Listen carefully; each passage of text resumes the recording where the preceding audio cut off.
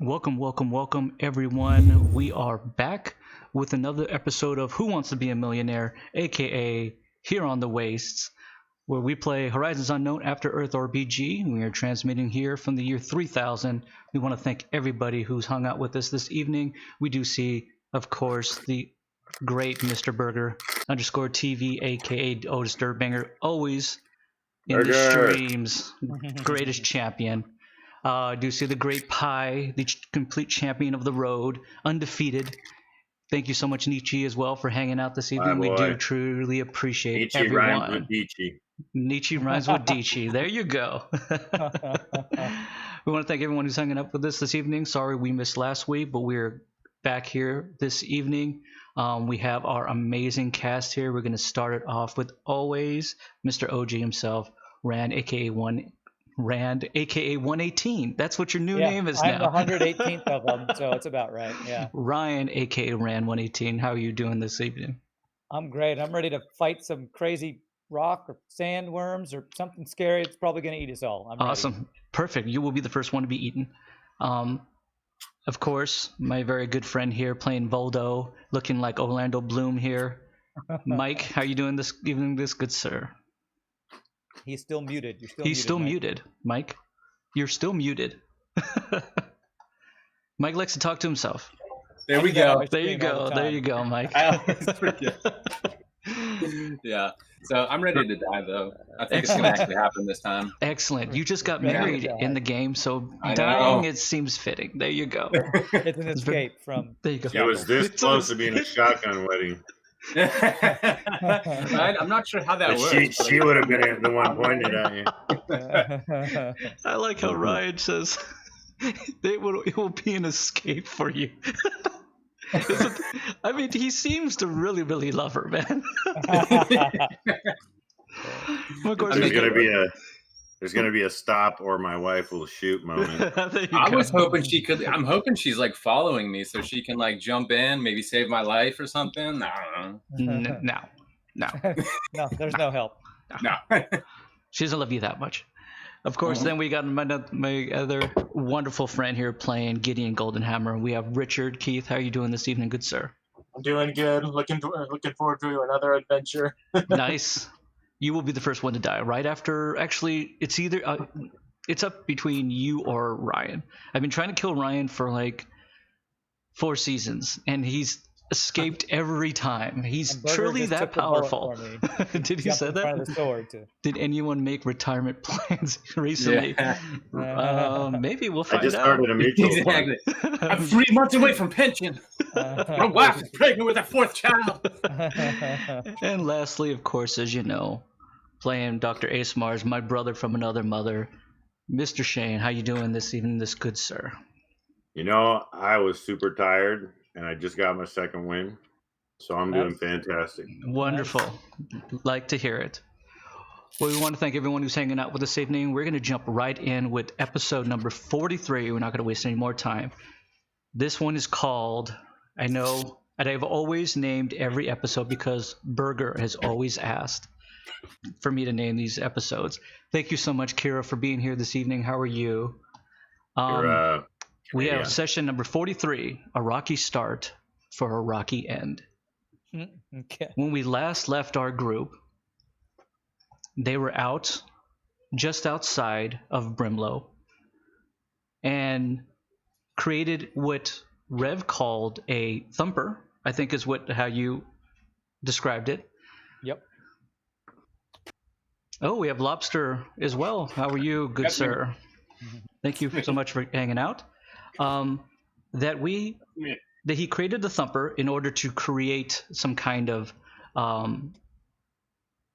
seismic thumping in order to lure these worms out. And they armed themselves with 4 harpoons as well in order to stop them from submerging back down or moving too much, in order that they can control and restrain them as they go and start to attack.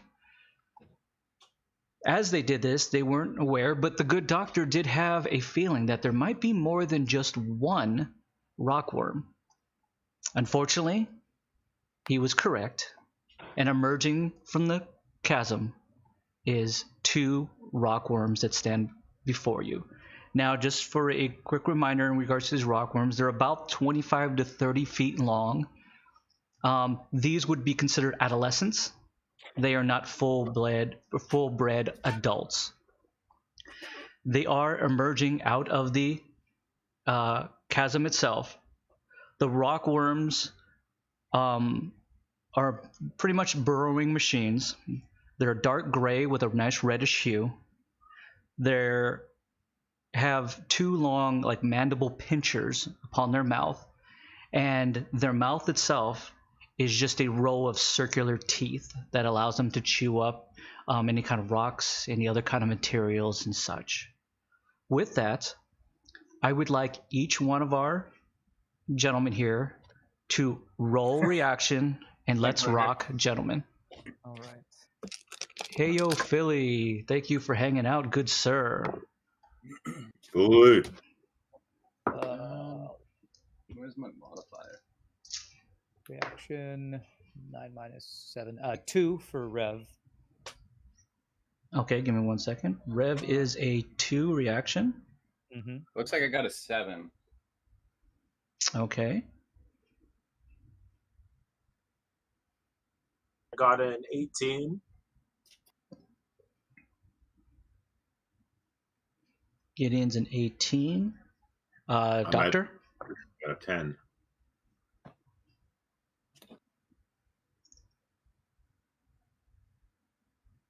Doc is a 10, and poor.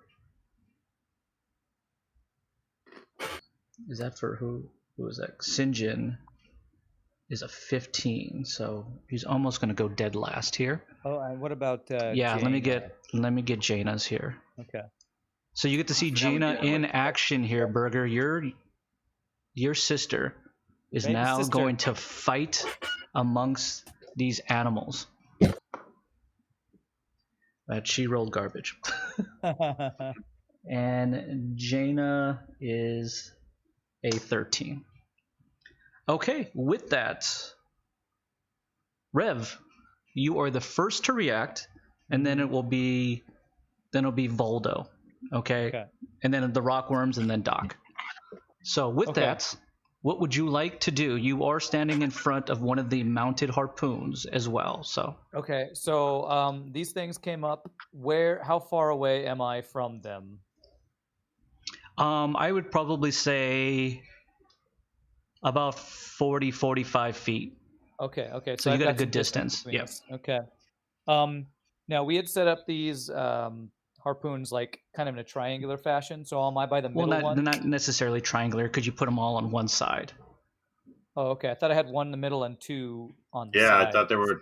I mean, I on wouldn't either side. consider that very triangular, but I mean, I guess But there are 3, not 4. yes, right? there are 3. Yeah. Yeah. Okay.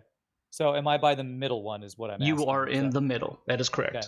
And I do believe Okay. Jaina is with you as Okay. well, right? Yeah. Yeah. So, well then, I want to help aim this thing. I want to be the Okay. spotter. Maybe spot the maybe give if I can use my enhanced eyesight to give exact coordinates for the shot that they're about to take. You know. Okay. So Based on that, are you trying to have one fire before you take that middle fire? Are you trying to coordinate some kind of firing here? actually, if I can, I would like to coordinate with my sidekick with all 3 harpoons, if that's possible. Can I coordinate, or is that too complex? That would be too complex for the harpoons themselves. Okay. Well, then I'm going to just try to You can shout out to the others, and then they can make the adjustments. Right. Well, then I'm going to. There's nothing really in combat. I want to do it against 25-foot long worms before we try Sure. to pin these things down. Okay. So I want to maybe move to the side of this harpoon and kind of give spotter directions to Jaina if she's the one firing this Sure. harpoon. Okay. Basically. Not a So problem. basically, I guess that means I hold my main until the thing gets close. That's fine. That's absolutely. Based on the information that you have, I will allow you to coordinate it with the other group members, which I believe Voldo is on the farthest north one, and Sinjin is on the farthest south one. Okay. Well, here's a good question. Burgher did ask this in chat. Do we know? Can we tell how much of a diameter, how wide these things are? We know they're 25 feet long. How like tall or wide are they? Oh, they are probably sitting around, I'd say almost 15 feet wide. 15 feet wide. Yeah. Okay. Cool. Well, Which adolescents would almost be almost 30 feet wide. So again, okay. I'm sorry, adults. These are adolescents. Gotcha. Yeah. Okay. Well, cool. Then I'm gonna hold and just prepare my sword if this thing closes in while giving directions to Jaina for the incoming shot. Gotcha. Okay. With that, who is next? Me. Voldo, what would you like to do? You've gotten some information from Rev, but still, the harpoons have been locked into place, but you still have to aim it, and you have like two worms that are kind of like, they're not doing their best to be standing targets, Yeah. So they're kind of flopping around. They're 10 feet wide. Oh, 10 feet wide. Okay. Yeah. Okay. So how far away from me are they then? I would probably guess that you would probably be right around 45 to 50 feet. 50? Okay, that's not too bad. So I guess first I'm going to just kind of message Rand and everybody and just be like, okay, so what is the plan? Like, are we just going to go like balls out and try to like fight them right now? Or are we going harpoons first, harpoons last? Okay, so he obviously opens up comms with each one of you. Yeah. And you kind of hear this over the comms. Yeah. So like, should I start shooting the harpoon, or should I just try to like attack them right now? Just piss them off real quick. Rev immediately responds, "We are starting out by trying to hit them with the harpoon to the reason the harpoons are, cemented in place is to slow them down. Yeah. Okay. We're basically trying to shoot restrain them as much as you can. Yeah, restrain them. Yeah. So definitely harpoons first. Okay.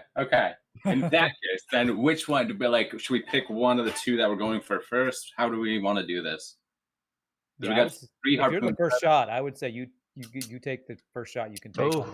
Yeah. Voldo. Am I the closest?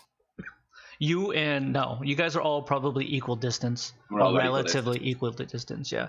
Based on what Rev would have calculated, for a guy who's not much at negotiating or understanding prices, he's really fairly good and accurate in regards to equal distancing in order to best calculate the best area of concentration. I'm with Voldo, right? Yes, that is correct. And is the sound machine, the thumper, still going at this point? Yeah, it's still going. Yeah, it's just kind of thumping around. Yeah. And you're near that, right? Rev is near that, right? We kind of ran, I think, at the end of the episode. Right. And that's how I've ended up by this. It's. I think you put it like 25 feet out from the cave. Yeah, so it's just kind of like thumping around, just kind of in a circle. Okay. Is shooting a harpoon, is that a main, a bonus? What exactly would that be? That's going to be a main. That's going to be a main. Okay. All right. And I believe we did give some sort of acid or yes. What you did put some kind of toxin on it. That is correct. Yeah, to put to be like armor piercing, I think was the idea. Okay. Yeah. Okay. Let's do that then. Is there any way I could like attach some grenades to this bad boy too? You can attempt to, sure. Yeah. Okay. I'm gonna use my bonus to try to attach some grenades to that. No problem. Cool. I will allow you to do it. Go ahead and just roll a regular d20 to make sure that whatever you have on you, you can use to attach this thing. Okay. Yeah, I got an 11.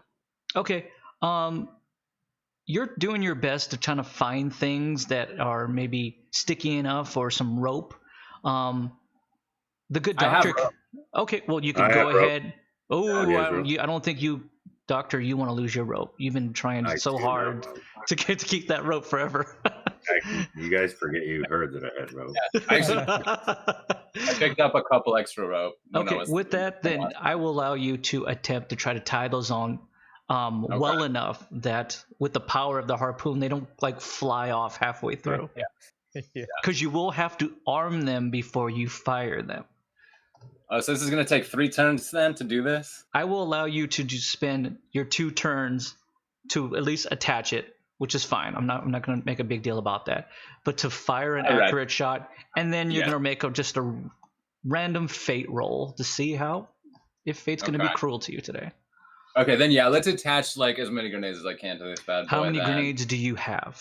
I have 13 jerry-rigged grenades, so let's attach 3 of them. Okay. 4 of them. Why not? Okay. Oh, sure. Okay, go for it. All right. Okay, what do I roll? Just let's just roll. I have engineering. Let's roll some engineering. Let's go for it. Okay. Try and like build like a sack or something 16. and wrap them in something. What was that? 16. Okay, yeah, without any problems. In the midst of the fact that they're 2 very, very large worms, you steel yourself enough to just be like,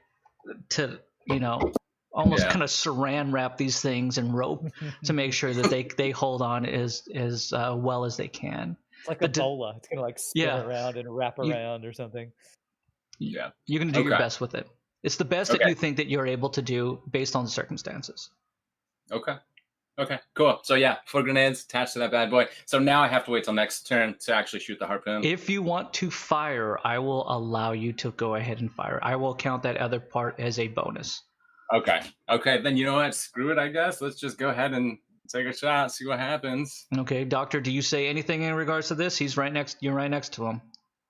I'm just amazed at what he's doing, and I just kind of offer to get in there and help hold it steady and offer my assistance any way I can. Okay. He can right when I fire it too, or who's firing this bad boy? I do believe Voldo is going to fire this, correct?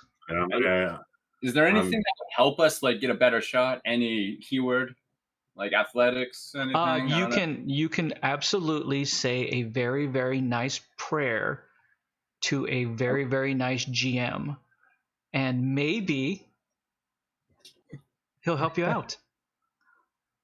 Maybe your foot won't get caught in the rope and you'll explode with it. Yeah, exactly. Yeah. Okay. If only we had a good DM. Gosh. Oh, that was the opposite of what you were supposed to do right there. And everything explodes. You want to take the shot, Doc? So I'm just gonna place myself in a position where I feel like I'm not gonna get hit by anything, and just kind of be ready to kind of guide it. All right. No problem. And I'm gonna basically just say, we're gonna try and aim for, I don't know, what do you think, like a central point? Like what's because they're kind of coming out like this, so exactly, they're kind of coming out just like flopping. So like wherever the least amount of movement is, I was gonna say like somewhat centered.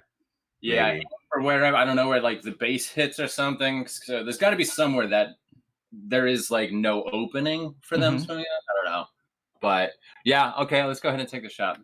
Okay, I will allow you to number 1. Give me just a regular D20, please. Both of us? 15. No, just for the one person who's taking a shot. Oh, 15. Okay. You find you find a central point enough that you think it's the part that's moving the least that might give you the most accurate shot. With that, I will allow you to roll with advanced accuracy. So that's 4, 5, 6.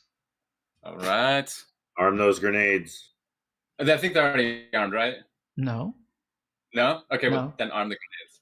Okay. I thought that 5, was part of it. 4, 3, 2, 6.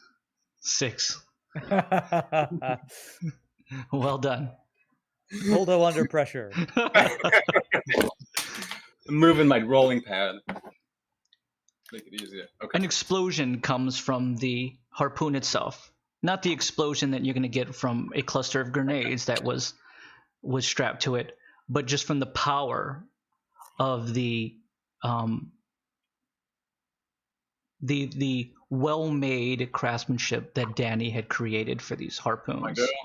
With love. With love, exactly. It almost snaps both of you back who are holding it as you kind of control it. Just on sheer power, it kind of jerks you back as it fires. And it hits true, right? Center mass. Just probably, I'd say, maybe 5-6 feet just above the exposed part from the crevice itself, where it lands and hits directly. As that happens, how many grenades did you arm? 4. Okay. What damage does your grenades do? 2d8 times 2. Okay. I would like you to roll 2d8 times 2 for me, which is going to be one base number. Okay. 8. Okay. 32. Is that right? You rolled 2 8s? Did you roll 1 8 or 2 8s? He said 1 and roll. Do I only roll 1? No, you roll 2d8. Okay, 8 and then 4. Okay, So that's 12 times 2, so it's 24. 24, there it is. Times 13. Times 13. 24 times 4. He had 13, 4. did he not? Oh, you only No, put 4? Okay, I'm so sorry. I was about to say, wow, 13, that's a lot. 13 grenades. That's a lot. 24 Okay. times 4 is... 28. Okay. Perfect. No, it's It's 96. 96. 4 is 80. Yeah. 90. Shane, you're pathetic. Okay. It's 92, right? It's 96. 96. You guys are all, I think it's 96. you guys are all 24 horrible. times 4. Okay. As it 48 hits, it explodes, and you see just a massive chunk just completely removed out of the side of this rockworm, where it was like 10 feet wide. It's probably now like 4, and it's barely hanging on. And as that happens, because it's now weighed off, it's off weighed to a certain side, it actually just slams onto the ground. It's still alive, but it cannot right itself anymore. It's just kind of flopping on the ground, rolling and screaming in pain, which is just a high-pitched sound. I would like each one of you to roll a d20 to see if you don't pass out from the high-pitched sound. Rev says, great shot, Voldo. 18. Okay, well done. I was gonna say, do they know I attached grenades to it, or as far as they know, this harpoon Oh, just... I thought you were just saying. No, yeah, Rev just goes, wow, he's thinking these harpoons are great. That's explosive harpoon. I just rolled a natural 20 on mine. Natural 20, okay. Doc, what did you roll? 18. Okay, Gideon, what'd you roll? I got a 1. Okay, Oh. you, God. well done. Wait, Voldo, what did you roll? I'm going to do convincing behavior because I can do it in response. I got to give up 3 exhausts, but that gives you a chance to re-roll. Oh, okay. So, go ahead and roll take that again, one back, Gideon. Roll again. Oh, thank you. Ooh, 20. Hey, there we go. Well done. The 2 extremes, my gosh. Okay, Rev, Mm-hmm. the moment that you start to hear these decimals start to become beyond piercing, you shut down like those audio receptors, and you hear nothing. Voldo is able to cup his head and do his best to keep out the screaming pains of this gigantic rockworm. Doc, you do the same. You shut down your audio receptors as well. Gideon, you for a second you almost feel like you're going to pass out, and as that happens, St. John takes your hand and slaps him over your head at the last second and kind of rights you as he does it as well. Rev, Jaina passes out next to you. Oh no, Jada! Oh, She's like this. She's like, boom, face first in the ground, completely passed out. Oh my gosh. In response to this, since I held my main and bonus, can I try to quickly revive her with like a jolting juice or something? You can attempt to, way sure. Okay, I would like to attempt to wake her up because I am like, I don't know if she's like in pain or has taken damage or what. Absolutely, go right ahead. So should I roll D20 for that? If you could, please. Okay. I rolled a 5. Okay. For some reason, you don't understand why she's passed out. Great. And you're doing the only thing you can do is look at her just going, why? Why? As that's the case, I need every one of you, gentlemen, now to roll athletics. 14. This is my Doctor? 8. 18 for me. Gideon? 11. Sinjin and the Doctor lose their footing and tumble over as the rockworm is just like slapping itself on the ground, writhing in pain, causing horrible earthquake-like vibrations that are just causing you to lose your footing, except for Voldo, Gideon, and Rev. Now the problem is poor Jaina's being flopped around like a dead fish as well. But with that, the Doc and Sinjin both kind of fall down to one knee at least. With that leaves Rev. Did you want to do anything? Because you're holding.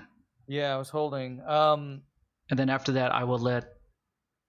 It's going to be the Rock's turn. So. Right. I feel like with me seeing Voldo take that chunk out of the one worm, Absolutely. and Jaina going down, I almost want to hop on the harpoon myself and try to take a shot at the other one. Gotcha. Okay. To see if I can get a lucky shot in right here. Sure, not a problem. You do have that action. Go right ahead. Okay. So I'm rolling a d20 just to see if I hit it. Is that what I'm gonna want you to roll steeled first. Okay, steeled. Okay. I don't think I have that keyword. Let me check. No, I don't. Okay. I rolled a 12. Okay. A lot is going on, and obviously you're obviously having issues in regards to, do you want to divert your attention away from Jaina, who's now next to you? You steel yourself and you convince yourself enough that getting on the harpoon and taking the shot is probably in your best interest at this very point.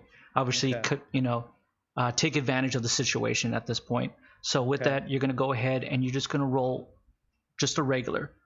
So just a 5 or 6. 5 or 6 to see if I hit. Okay. As I roll, I do want to make sure I put on the acidic. It was already put on there before. Oh, it's already on there. Yep. All of them were on there. All right, here we go. 5. Rev fires the next shot. You hear an explosion of just pure power from the next harpoon. As the harpoon fires left and errantly over the large one that is still upright. With a complete miss, you do have the ability to reel back in that harpoon to fire it again, but it will. Why is a 5 a miss? I thought you said I had to write. Oh, I'm so sorry. Yeah, a 5's a hit. Okay. I take that back. So everything I just said, imagine it hitting. I was gonna hit the other one at least. It's like, what?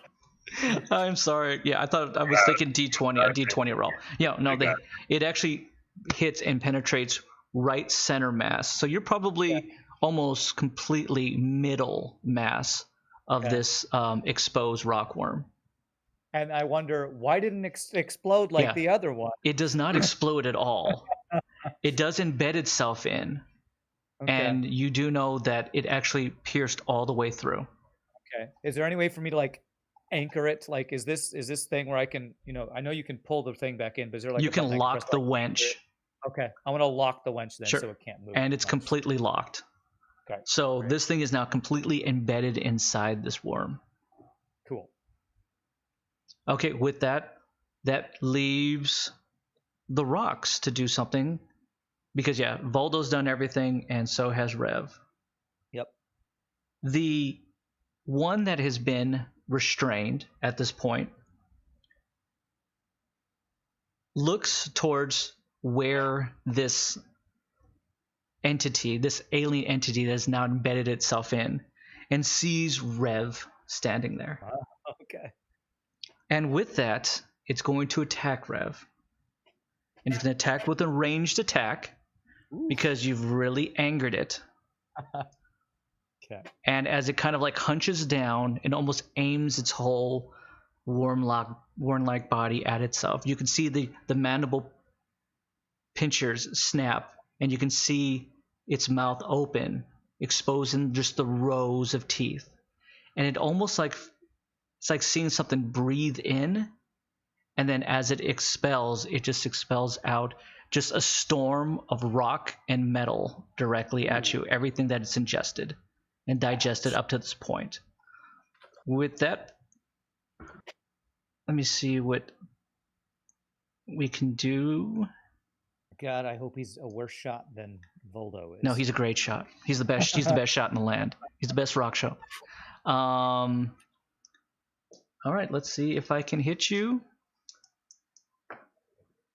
And it hits. Oh, okay. For the first one, it does 3d6 times 2. And it's going to be able to hit Jaina as well. I was actually going to say, is there any way that I can cover her body as I see this incoming to try to stop it from hitting her? Do you have any actions to do? I used my bonus to try to help her, and then I jumped onto the harpoon. Which would have been your main. So I guess if you like to spend all of your movement to flop yourself on top of her, you can. That's true, yeah. I'll use all of my movement to try to just cover her. No problem. I will allow that to happen. So it's going to be 13 times 2. 26 damage. Does armor reduce this or not? For you, this is complete blunt damage. So for that, unfortunately, no. Okay, so what do you say, 13 times 2? 13 times 2, please. That's frickin' rockworm hit me with frickin' rocks. What it does help you at least know that even though that you feel like you've just been pelted with rocks and metal, that Jaina was at least covered and sustained no injuries. Rev is happy about that as he writhes in pain from. How much damage? How much damage you take? 26 damage. Okay. Right. With that, he is going to attack you again. With the same attack? The absolute same attack. Oh. He ate a big. And this one, as he goes and he breathes in, the barbed kind of agitates him and he kind of snaps at it. And instead of spinning, he just kind of like regurgitates out some, almost like throws it up a little bit. And it doesn't actually hit you at all. Wow, Reb is grateful even though he doesn't notice because he's writhing in pain. You do notice around the mark that has obviously embedded itself in it. It's now starting to have this weird gray hue. And that is now, it's being affected by that toxin that Rev had put on him. Nice. With that, the other flopping rock is going to do its best to try to attack. And as it tries to do that, it completely severs itself. Wow. And the remaining part starts to slither towards Voldo. Damn it. Like a Hydra situation going on. Is there any way I could I didn't think of this before. Is there any way I could throw the shield drone on both of us? Do you have something that you can do in reaction? No, I don't think so. Okay, then unfortunately no. You would have to wait till your your turn. That's what I figured. Had you put a shield on us? I can't. There was a time when you did, but I don't remember if you did at the As end of far the as last I episode. know, from watching the last one, he didn't. You didn't. Okay. Yeah. I couldn't remember how No, last. and I forgot to do it our first turn. Okay. So it just severs itself from its remaining body, and you kind of see the remaining part just kind of slink back down into the chasm, as what is now is probably like a 10-foot rockworm starts to slither just violently towards you. With that, It's still harpooned though, right? No. Or like no? Okay. No, because you sheared all the way through and it exploded. So Okay. what was left or whatever with that harpoon is long gone at this point. Sure about that. It moves at a horribly swift pace as it's almost lightning speed, mostly because it's super duper pissed. As it makes its way up to you, it stops because it can't fully get all the way to you and kind of raises itself up to do a earth slam attack on you, gentlemen. And this will affect Voldo and the good doctor. It does hit. So all essentially it does is it raises itself up and then just with all whatever mass is left, slams itself onto the ground, trying to knock you to your feet. With that, gentlemen, take 10 points of damage, and I need each of you to roll an athletics to see if you stay on your feet. The good doctor, I believe you were on your knee already because I hadn't got to you. So if you do not roll, you're going to be completely prone at this point. I got a 13. Okay, go ahead, doctor. 10. The doctor, you are fully prone on the ground. It will take your full movement to get back up. Voldo maintains his footing. As that, because it can't get any farther to you, and I'm probably, let's just be honest, I don't have a body to spit any undigested I was going to say, does he have any rocks materials. right now? He's just going to hold his space. And with that, it is the good doctor. You're up. Well, I want to get up. Okay, so it's going to take your full movement to get up to your feet. Okay. I would like to shield myself and Voldo. Okay. Yeah. So you do get you do shield yourself. Who gets the hat? That's the only thing I ever want to know. I'll let Voldo get the hat. Voldo gets the hat. Nice. Pretty pimp in it. There you go. And I'm going to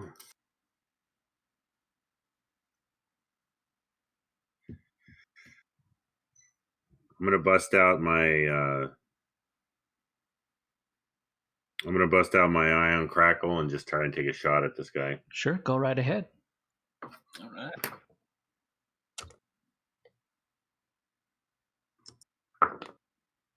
And I miss. Okay, so the first crackle shot goes high and wide. I do believe you have the ability to shoot it twice, right? Or if you spend another exhaust, you get to shoot it twice. Oh, that's right. Yeah. So,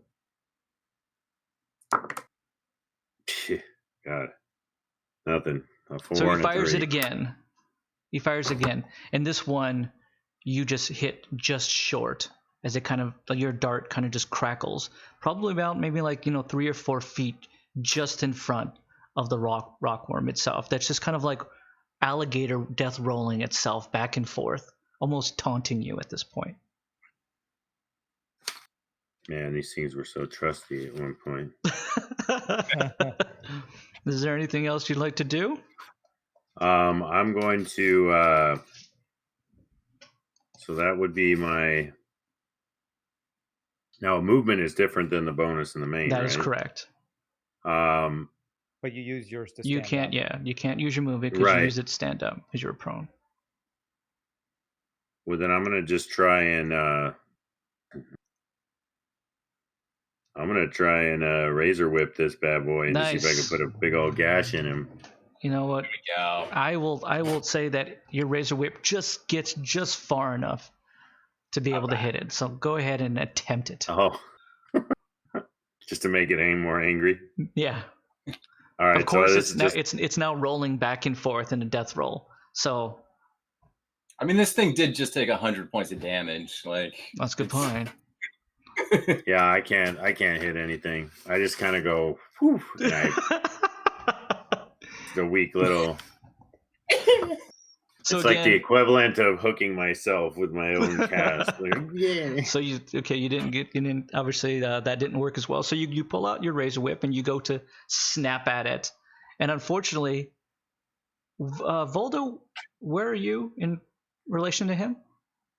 I'm pretty sure I think he's either to the side. I'm like to the side or in front. I have a feeling that I'm kind of like down a little bit. Sure. Like, okay. He's still up by the harpoon. He goes to snap it, and he literally just snaps it like 5 feet just right next to you.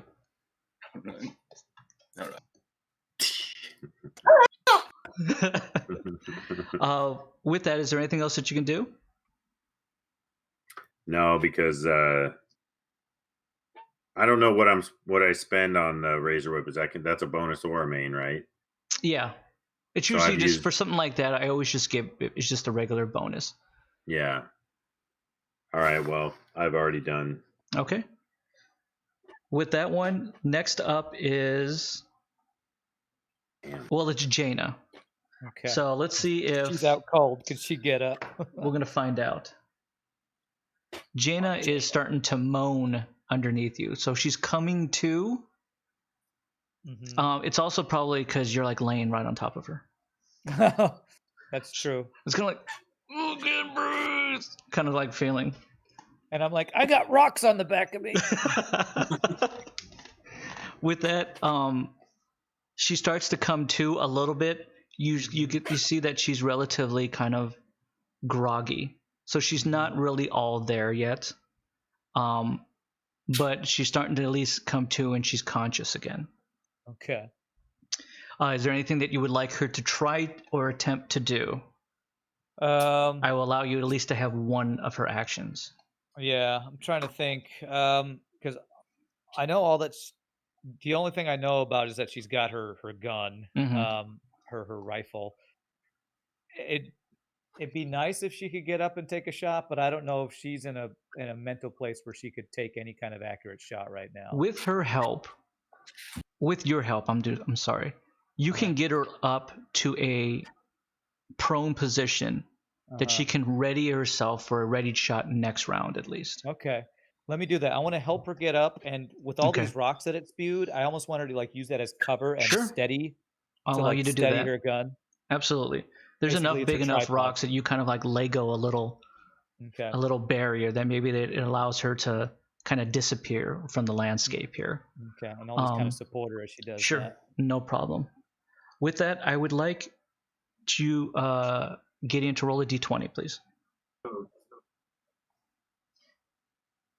A 1. Okay. Oh my gosh. Only 1s and 20s for you today. Yeah, only 1s and 20s. Sinjin starts to help you up to your feet. And he's just kind of like doing the old school way of kind of like readying you back into battle, which is to grab you and just to slap you really hard across the face. And he's just like, come on, boss. Get it together. Pull it together. With that, you kind of like snap to a little bit, and I will allow you at least to have one of your actions. In the next turn, you will have both. So what would you like to do as at least one of your actions?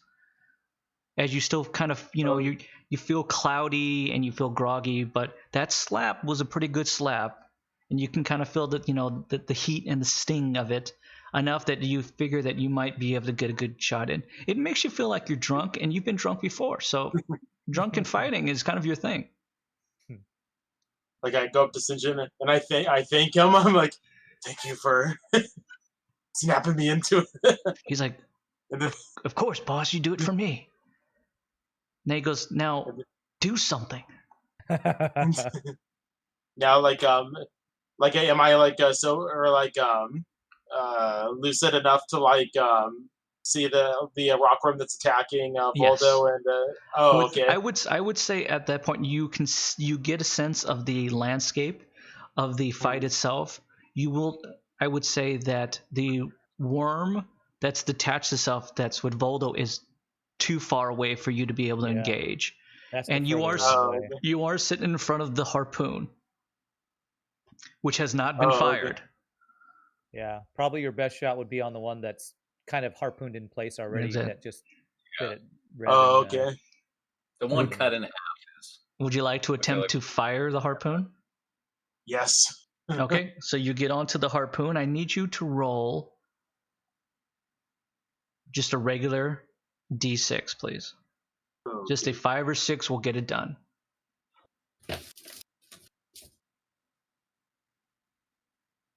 Oh, a 1 again. Okay.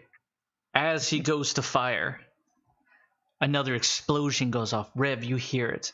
And you know what the sound, it's the sound of another harpoon being fired. As you're helping Jaina, and you look up, and you see that on the harpoon all the way to the end is the good old Sarge sitting on it, and he fired it, and he's like, yeah! As it just goes so far over its head. And just goes, dunk, dunk, onto the limestone just beyond. Immediately, you can see St. John just slapping him in the back of the head, hitting the winch, just going, trying to reel Uncle this Rico thing just back in. Just threw that football over them mountains. Total, like he would have made state. Would have made state with that throw. He'd be sitting in a hot tub with his soulmate. With the soulmate. So with that, Gideon, you've completely and utterly missed. And and St. John is now working the winch, the automatic winch, to kind of reel this thing back in for another shot. With that, it's going to be St. John's. St. John's going to use his whole movement, to at least his main, to try to reel this thing back in. Yeah. Would you like him to attempt, if he can get it back, to hold it and fire when he has the chance, Rev? Absolutely. If he can get a shot off, he should take another shot. Okay. With that, he's going to hold his bonus until he can get that all the way back in. Okay. And then he will be the one to fire, with obviously the Sarge holding down and making sure it's a nice steady shot. Gotcha. With that, we're back at the top of the round here. So that is Rev. You were to start. What would you like to do? Okay. So I'm still like 40 or 50 feet away from this thing that's just spewed a mountain of metal and spun at me, right?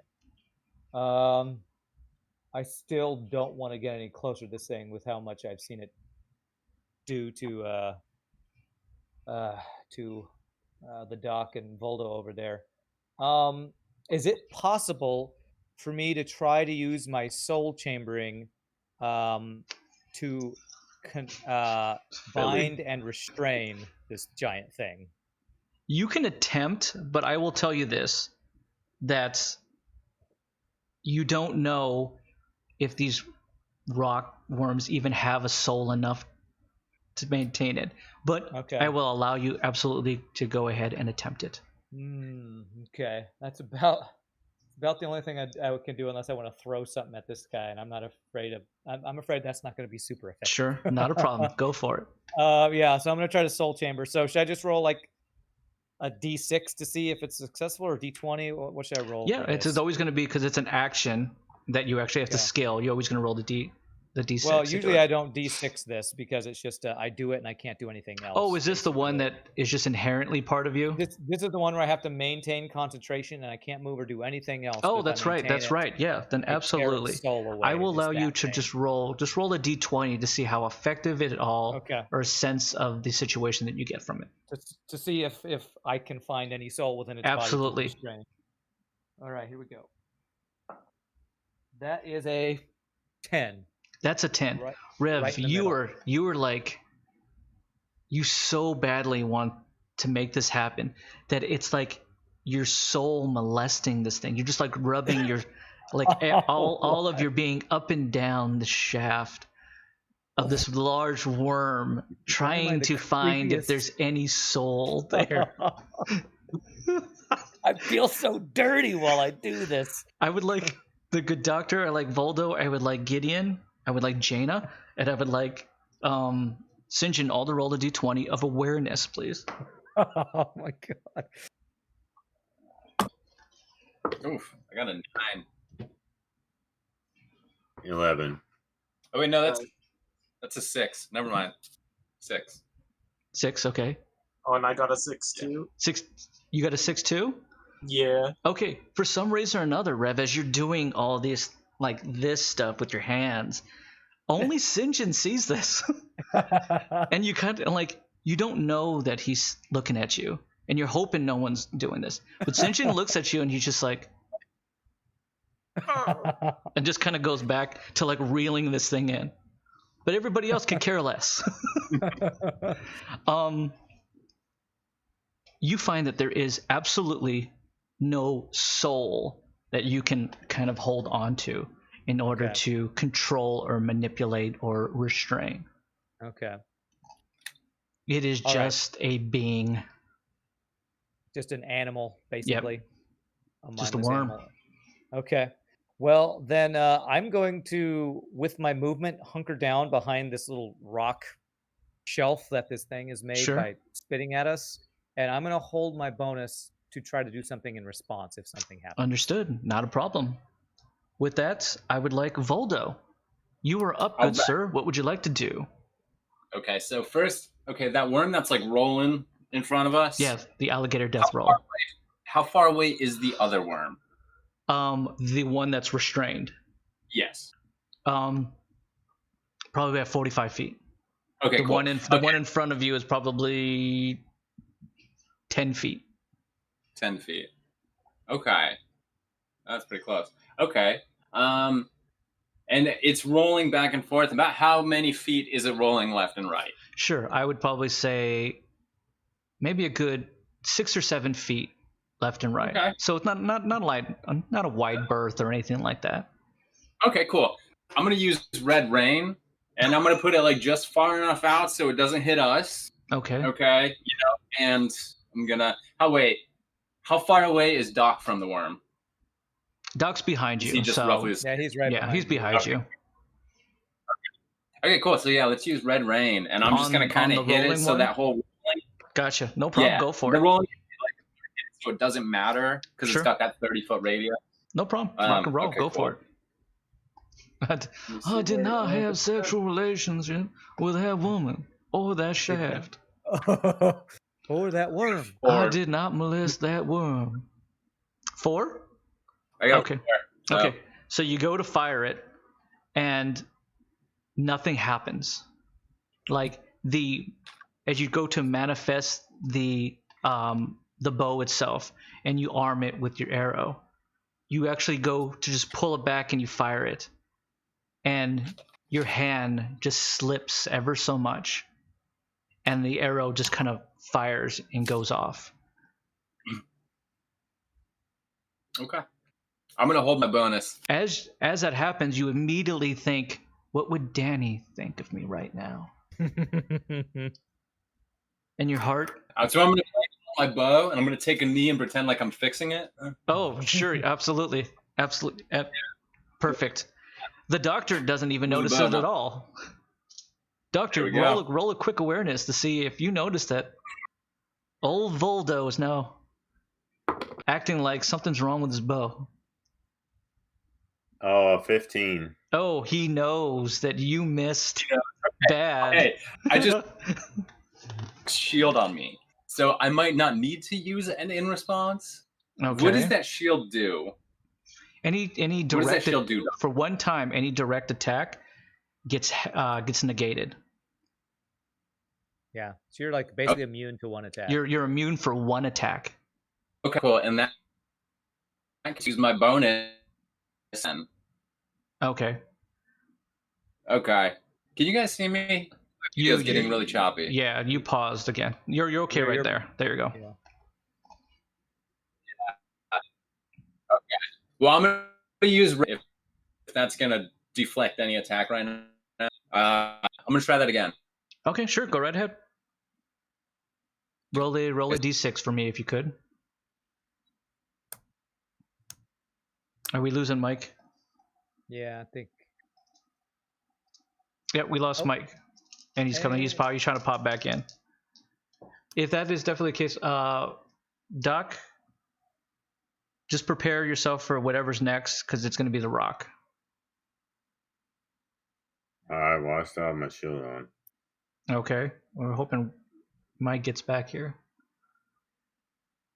Rand is GM now. That's right. Rand has moved all the way up into the corner. Rand.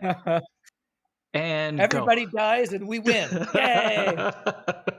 And go. Okay, I think he's trying to log back in here. I am Voldo. Yeah, we can hear you. We just don't have any camera. There we go. There you go. Okay. Okay. What would you like to Sorry do? about that. No problem. Go ahead. I'm gonna do Red Rain one more time. Go for it. Okay. And that's a 4. It's a 4 again. Okay. So, as you go to like pull back and fire it again, the picture of Danny pops back up into your head, and it's just to her. Gabriel. It's red rain.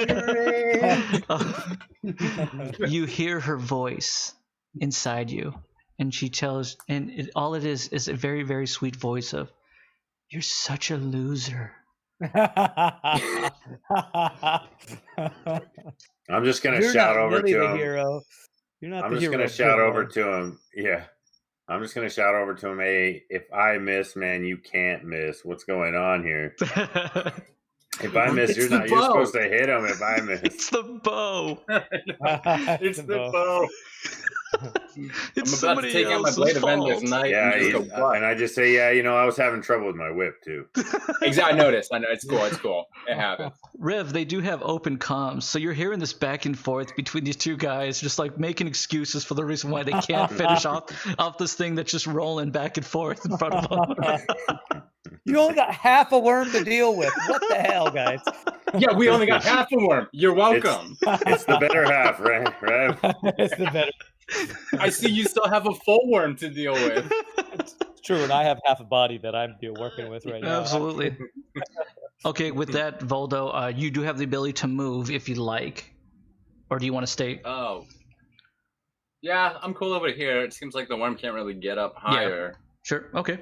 With that, that means it's going to be the rock's turn. So, the rock that was rolling back and forth and couldn't get up into the high ground is now going to just roll itself all the way over to where Rev is. And now put himself right in front of Rev. Yeah, I mean, he can't get up the thing, so he kind of gets up. He doesn't have like hands or anything like that, like T-Rex. He's missing a body. He's missing a body, so that small one. If he was whole, I think he probably would be able to get to it. Probably, but he's not. Compliments of an explosion. So he just rolls himself all the way over to where Rev is. And he can't really see Rev or Jaina as they've kind of hid themselves underneath. So he just kind of like raises up what he has of his body and he kind of flops down again to do another little earth slam at Rev here. Let's see if he hits. I hate rocks. Ooh, and he hits. Oh my so God, both Rev you and her are gonna take it. And with that, 24 points of damage for each one of you, please. 24. Oof. Does my armor help at all against this one? Yes. Go ahead and armor does. Okay. And eat it. Yeah. Okay. 24.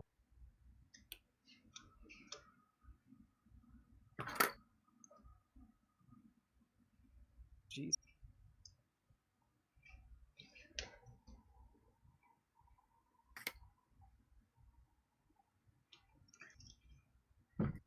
Hey, Voldo, he just messed up Rev and Jaina pretty good. I mean, it's not me. No, I know. It wasn't me either, but... Exactly. I just dropped but yeah, they're like, what are you down to, like 10, 15 life left? Yeah, I have about less than a fifth of my life going on right now. You should like just run backwards next turn. Okay, with that, heal up.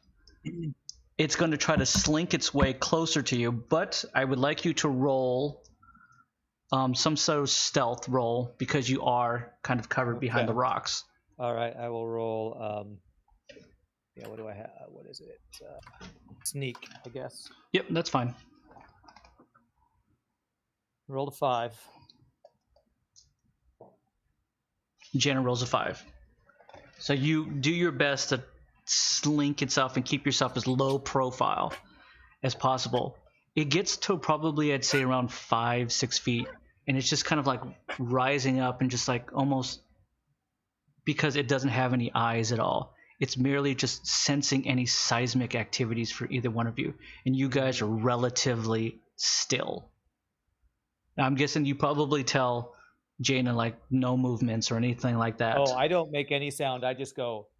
Understood. She gets it. With that, it's just merely going to hold its next action, and then the big dog's going to do it. With that, it's going to turn itself, and it's going to spit at Sinjin and Gideon because you turkeys fired at it. With that... Danny didn't put an automatic winch on these things. Yeah, they did. Yes, she did. We didn't ask. Oh, I thought he was like cranking it or something. He was. He hasn't been able to fire it again yet. Yeah, though. he gets it on next turn. No, I thought like it just reels itself back in. Yeah, but it's still relatively slow though. This isn't. It's not an electronic reel, no. It's not a Chevy. It's not a Chevy. Yeah, it's not a Hemi. There we go. It does again, kind of right itself up and hunch and expel out a large storm of undigested metals and rock directly at you and Sinjin. It does hit. So, gentlemen, I need you to take 13 times 2. 26. That's what I took. 26 points of damage for each one of you.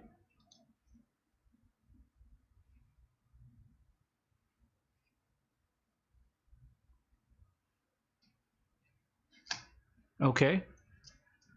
And it's going to raise up and just, instead of like pulling itself back in order, because it's restrained on one side, it doesn't want to have that thing rip into it. It merely just flattens itself down on top of it and does an earth slam attack that's going to hit everyone.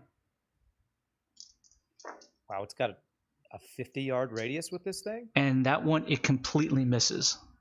Okay. I was going to say, that's a huge radius. Holy yes. shnikes. With that, its whole body. Neither one can do anything. It tries to move and try to pulls itself back down. It does take more damage because the toxin is now eating away at it. Okay. Rev, I need you to roll 2d6 if you could, please. Okay. Because it is your toxin poison. It's my toxin. I hope I get some revenge on this thing. I doubt it. 4 and 5, so I rolled 9. Nice, well done. Decent. It's no 100 damage or whatever. My God. No, but it's pretty good. It's doing its work. With that, what's the most damage that's been inflicted so far this entire through all the seasons? Game? Rev. All the seasons. Rev. What number? I think he capped over 100. Okay. I think he's done it once. Yeah, I think it was once with like a crit. Yeah, it was a crit because he did it with. I gotta beat that. That's my goal. You can try. You can definitely try. I should have put more grenades on it. You could have tried.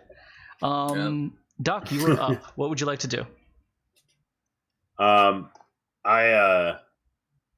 basically tell Boldo, it's like we got to do something. We got to try and get these things away from those guys. They're basically killing them. I'm gonna run. We got to do some attacks to pull them away. You know, how far? Somewhat. Do like ranged attacks. Get like just within range distance to do a ranged attack, so we can try and like get the focus off of Rand and or just finish off the thing if you can. Or that too. I mean, that's always the hope. So yeah, I'm gonna deploy my my drone ion guardian. No problem. Go for it. And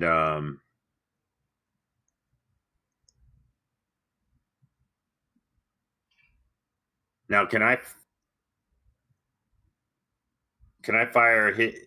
Can I use him in addition to something that I have? What do you mean? Or is it because he's a drone, can I use him and then use like for instance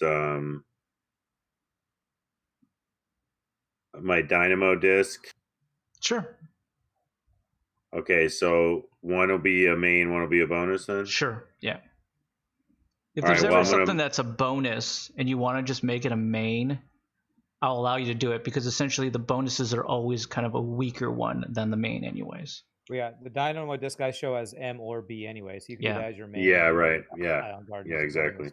Yeah. Thank you very much, Rev. All right, so I'm gonna have my drone Ion Guardian.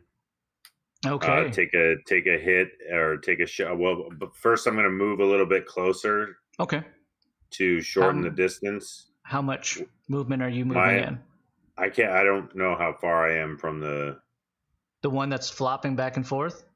Yeah. That's probably at 40, 50 feet. Okay, then I'll move. Oh God.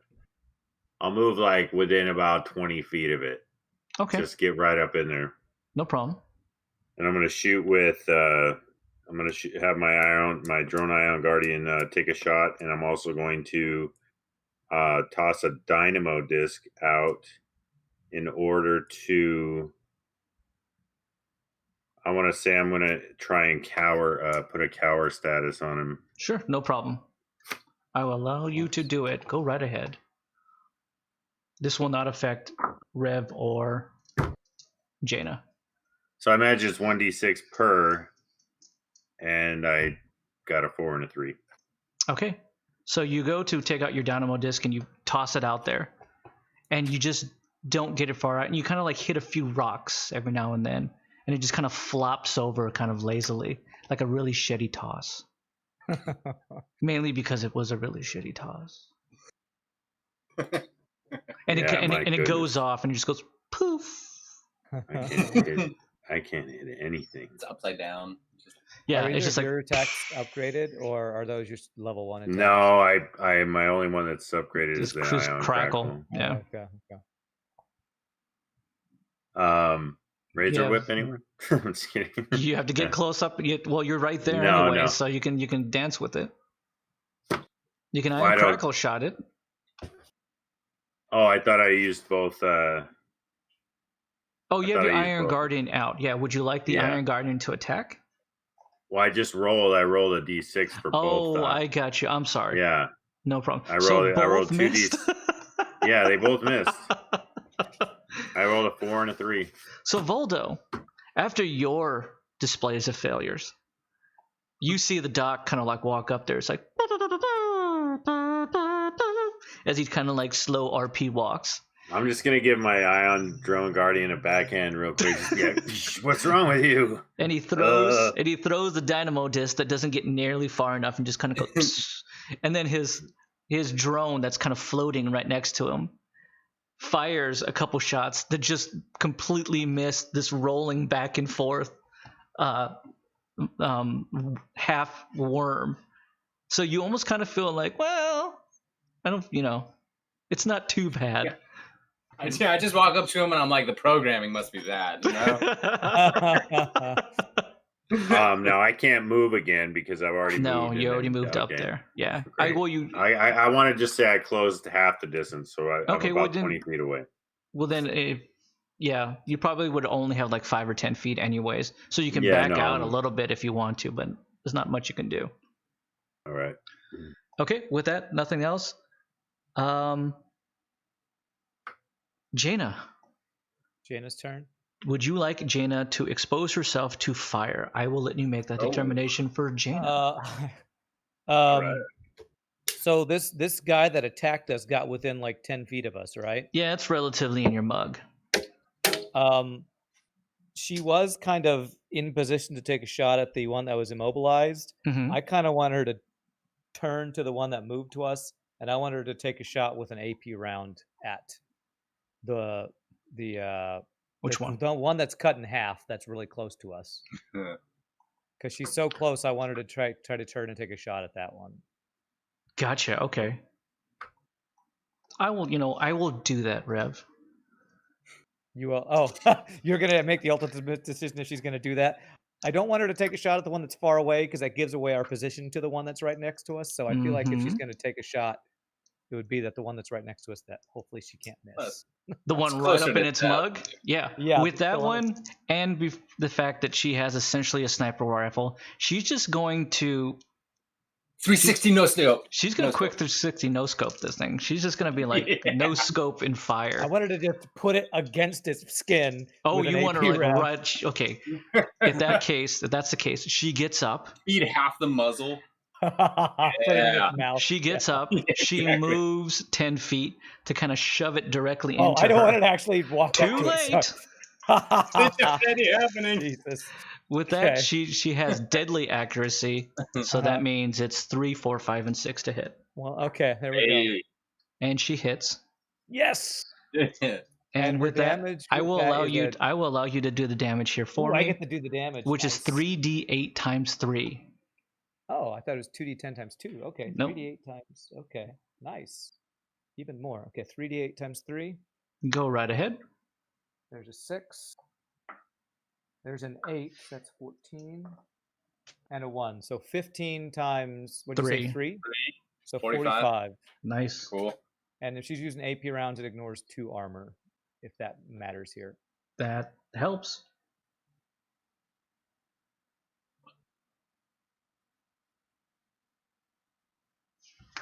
Okay. She puts that thing right up against it, fires, and just rips a gigantic hole right through the middle of that thing. As that happens, it shrieks out again. I would like everyone to roll to see if they can keep from passing out. It's a Seven. D20, right? Yeah, it's always a d20, yes, please. 17. Yep. 17? 13. Okay. 14. Oh, and 4. 4? Okay. So you pass out again, Gideon. Jaina drops the gun and places her ears over. Hands over ears. Yeah. Okay. And so does Sinjin. Okay. As you can kind of see that the harpoon is now lodged back into the the harpoon stuff is back into its base. Okay. Jaina has the ability to do a second attack. Unfortunately, you've passed out face first into the ground for the second time today. Yeah. Because For this the- engine's like, for the God, second what time." the hell, Sarge? You've had the dirt nap twice. With that,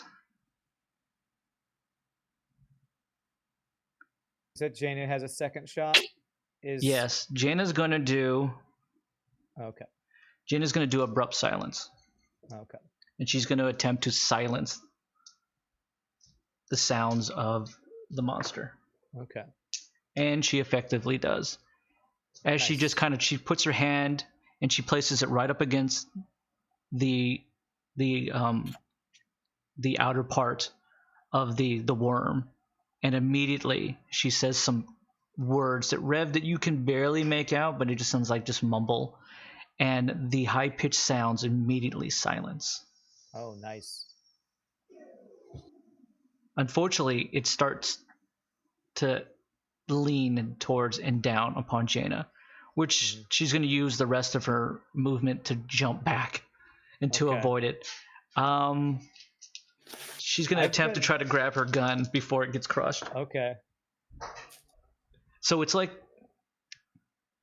Raiders of the Lost Ark in the very beginning, where When the- everything is like walls- all the things are coming down, and he rolls underneath that stone wall, and at the last second he grabs her whip and goes whoosh. She just does that with her gun just at the last second. Woo. Slick, Jaina, slick. With that, she's nothing much she can do. She's merely standing in front of this thing now. Yeah.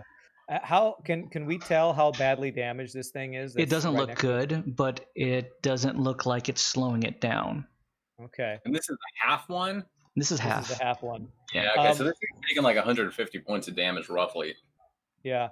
Rev held his bonus. I would like Can I now do something? Sure, you do have something that you can do. Would you like to help? Would you like to help Gideon? No, I would not like to help Gideon. Sorry, he's like 50 feet away. I just thought I'd toss that out there. Okay. I will say, yo, Gideon, you want to get up? And that's all I'll do. Time to get up, buddy. All right. This half of a worm that's right next to us, it kind of like moved towards Jaina, and that kind of activated Rev's, protective instincts again. Sure, no problem. So Rev would like to use Fury of the Jackal to slash at this thing to try to finish it off. So I will give you deadly accuracy 4, 5, and 6. It is right there in front of you, and you're doing your best to try to protect.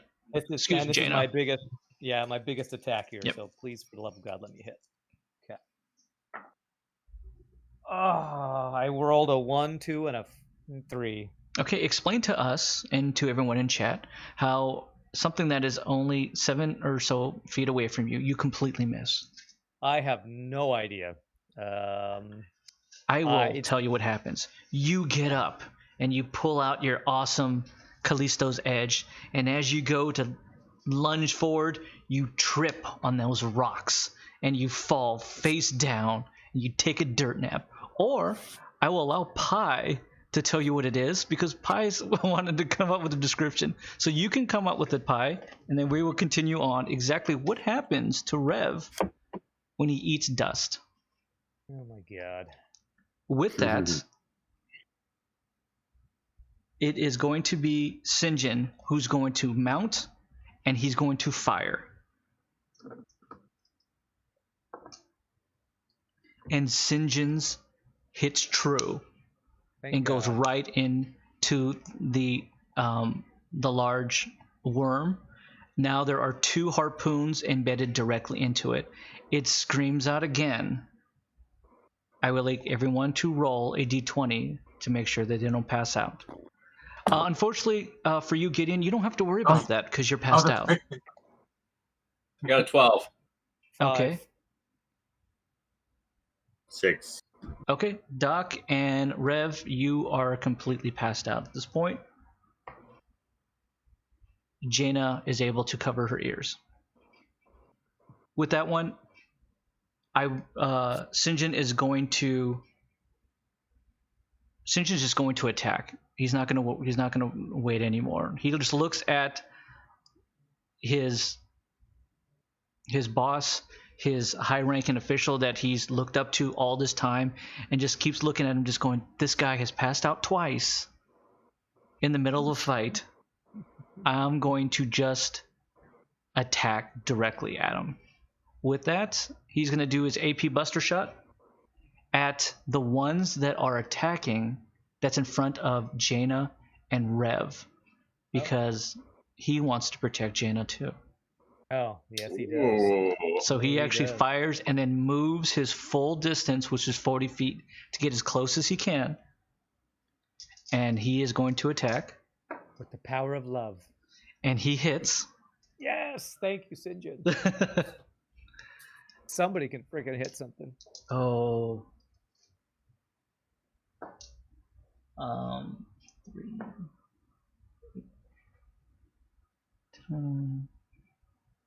What is it? 8 times 8 times 2, so he hits for 16 on the first shot. Nice. And then he gets to do it again. 8 and 6. Is this 14? 14 times 2 is 28. 28, yeah. Holy crap. Taking some chunks out of this guy. Okay, and he fires his 2 shots, and he just screams out, Jaina! Jaina! Jaina! Who immediately takes a look and stares at him, and there's that moment, that pause, as these rock worms are flailing all over the place, and a nice breeze of just like dust and tumbleweeds kind of flow through the environment and the battlefield themselves. And there's a moment of love. It's such bullshit. Next up, Doctor, I would like you, Gideon, I would like you to roll a d20 to see if you can actually come to for the 19th time today. I got a 3. Okay. For some reason, you think to yourself, wow, it really feels good to sleep. Oh my God. And you just cannot pull yourself to Has he been wake passed up. out this whole time? He's been passed out almost this whole time.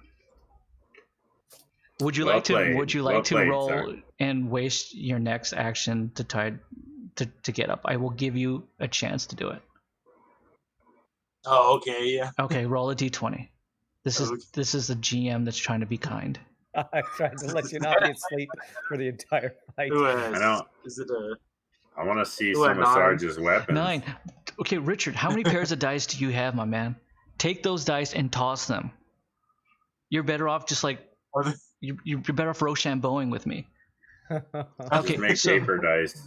So he's rolled twice and he's failed both times. Okay, so unfortunately we're gonna have to pass your turn, which puts us to Rev. Rev, I would Okay. like you to roll a d20 to see if you come. Good. Not come. That's just bad. If you come to is what I meant Come to to, say. yes. Thank you. Yes, I would love to come to right now. That is a 4. Yeah, that's a 4. Okay, yeah. So that's not working for you either. Okay. Would you like to use your second? I would like to use another chance to try This to wake up. again is a caring and merciful GM.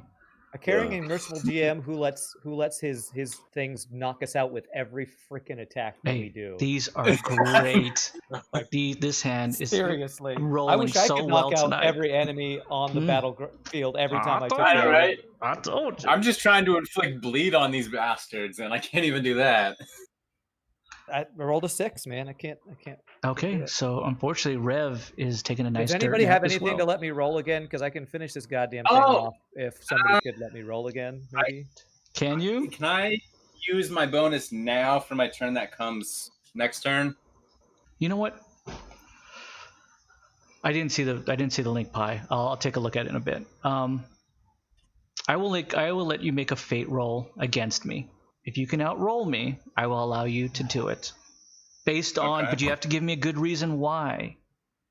If you tell me it's for love, maybe I will allow it to happen. Because I love Rev.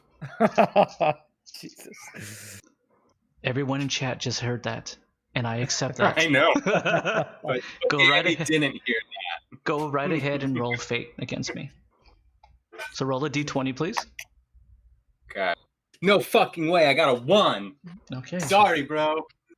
I never get 1s, but I got a 1. I rolled a Okay. d20.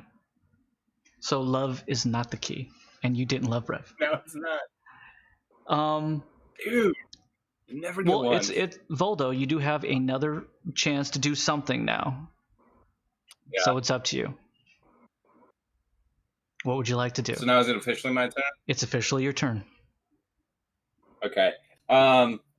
Okay, so I'm gonna. Okay, sorry guys, but I'm gonna use Matter of Death, Mm-hmm. which can go bad, Okay. but I'm gonna use it. So hey, this is the one where if I get a 5 or a 6, I just straight like murder, decapitate the dude. If they're not a 4 or a elite. 3. Yeah, if they're not elite. And then a 4 or 3, I do damage. 2 or a 1, everybody gets sucked into an unstable rift, and I Sure. steal their VP until they get out. Okay, go Okay. ahead and roll go ahead and roll to see if you hit first. If you could, please. Yeah. Okay. 4. No. Why do I keep getting 4s? Unfortunately, you are unable to do the skill that you were hoping to do, which I believe that's both of your actions are now gone. So you have the ability to move. Yeah, so I tried to save him. Okay, do you want to move or do you want to stay? Okay, wait, actually, so the second turret and the worm, they're how far away from me? The second turret. Well, there's 2 that have already impaled the worm. The one that was on Revs and the one that's the farthest away. The closest one. Right, and then yours exploded. Yeah. Yeah. Yeah, where's the closest, like, where's the You're- rest of the people? Because I think Doc's still next to me, and then Doc's there's still that other next to you. turret. The closest one to you would be where Rev and Jaina are, where Jaina's kind of And how far standing away? there right in front. Probably 30, 40 feet away. Okay, I can make that with a movement. Okay. Can I move and... Oh, wait, would it take a turn to give them grenades?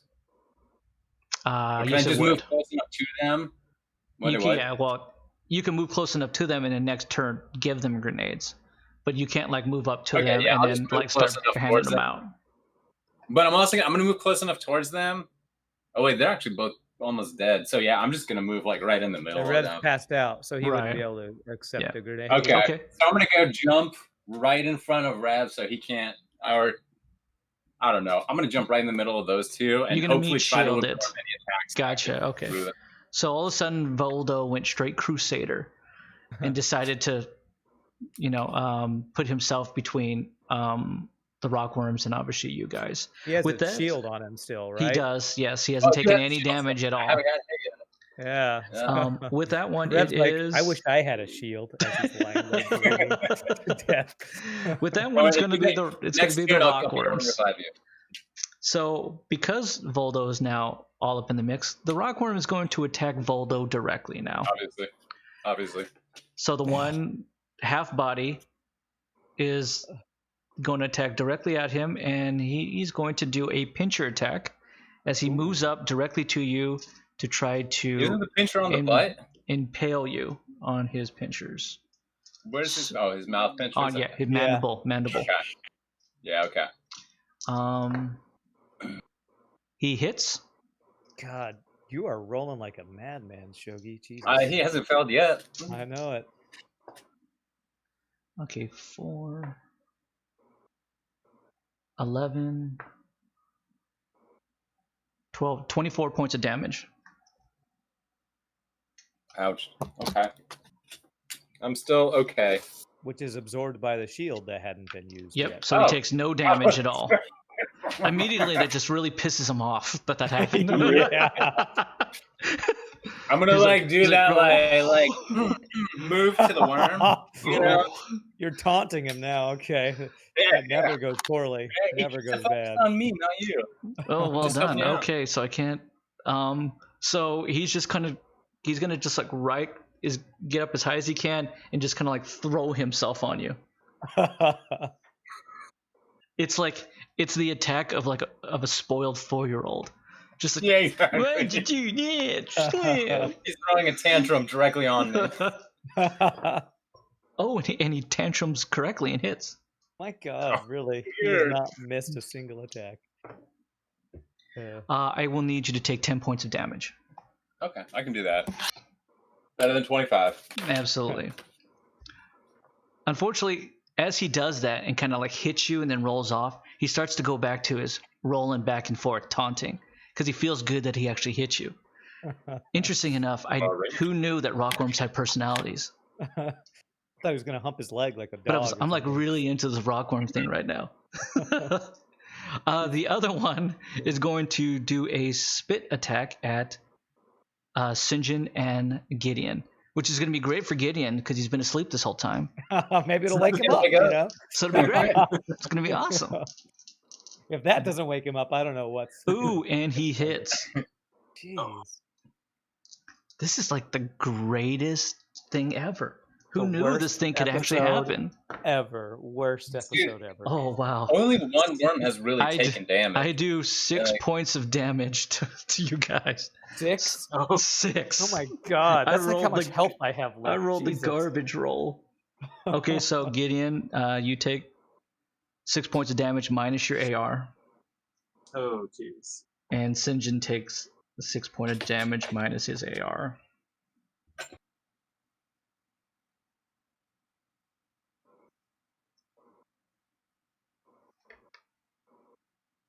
Which is essentially just 1.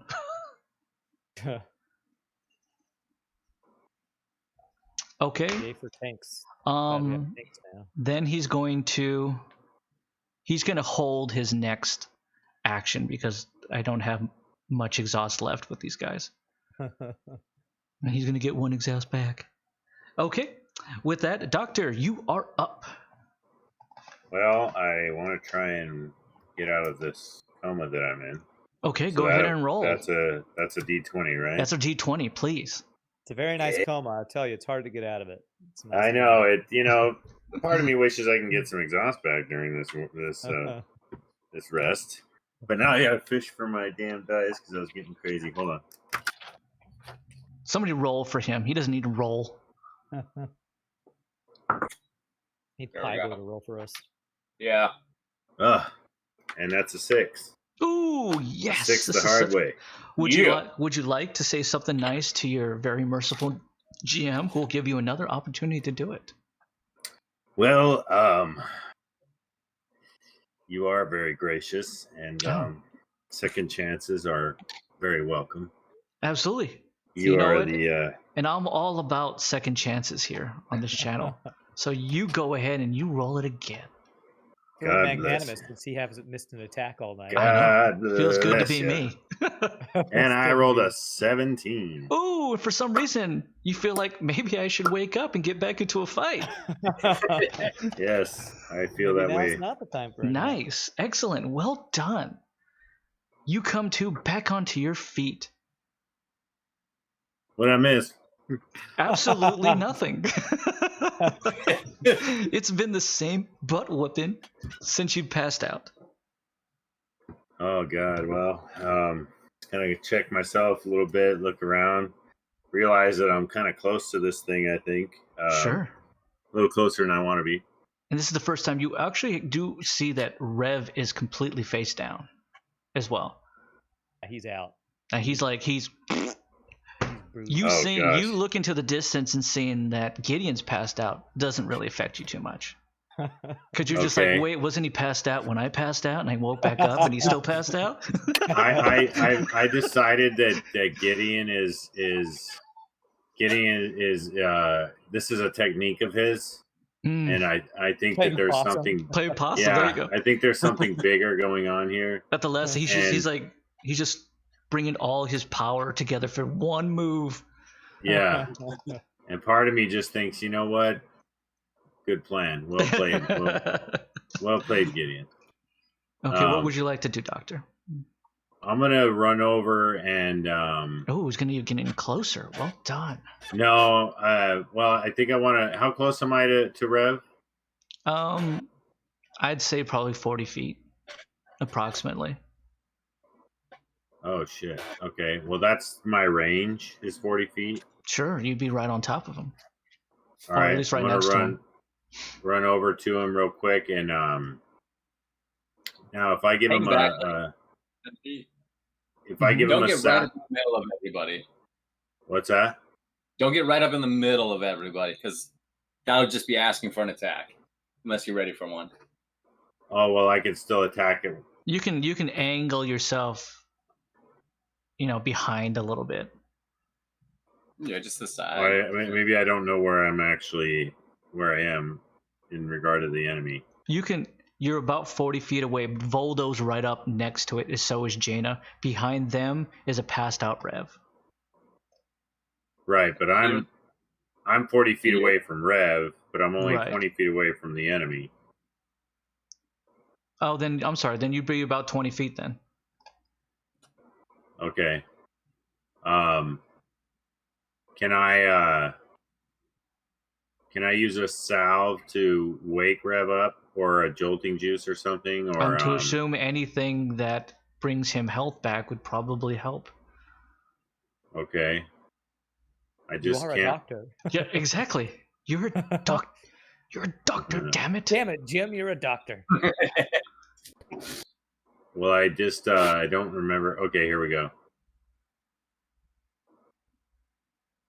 Oh. Okay, I'm gonna run over and you know what I'm gonna do?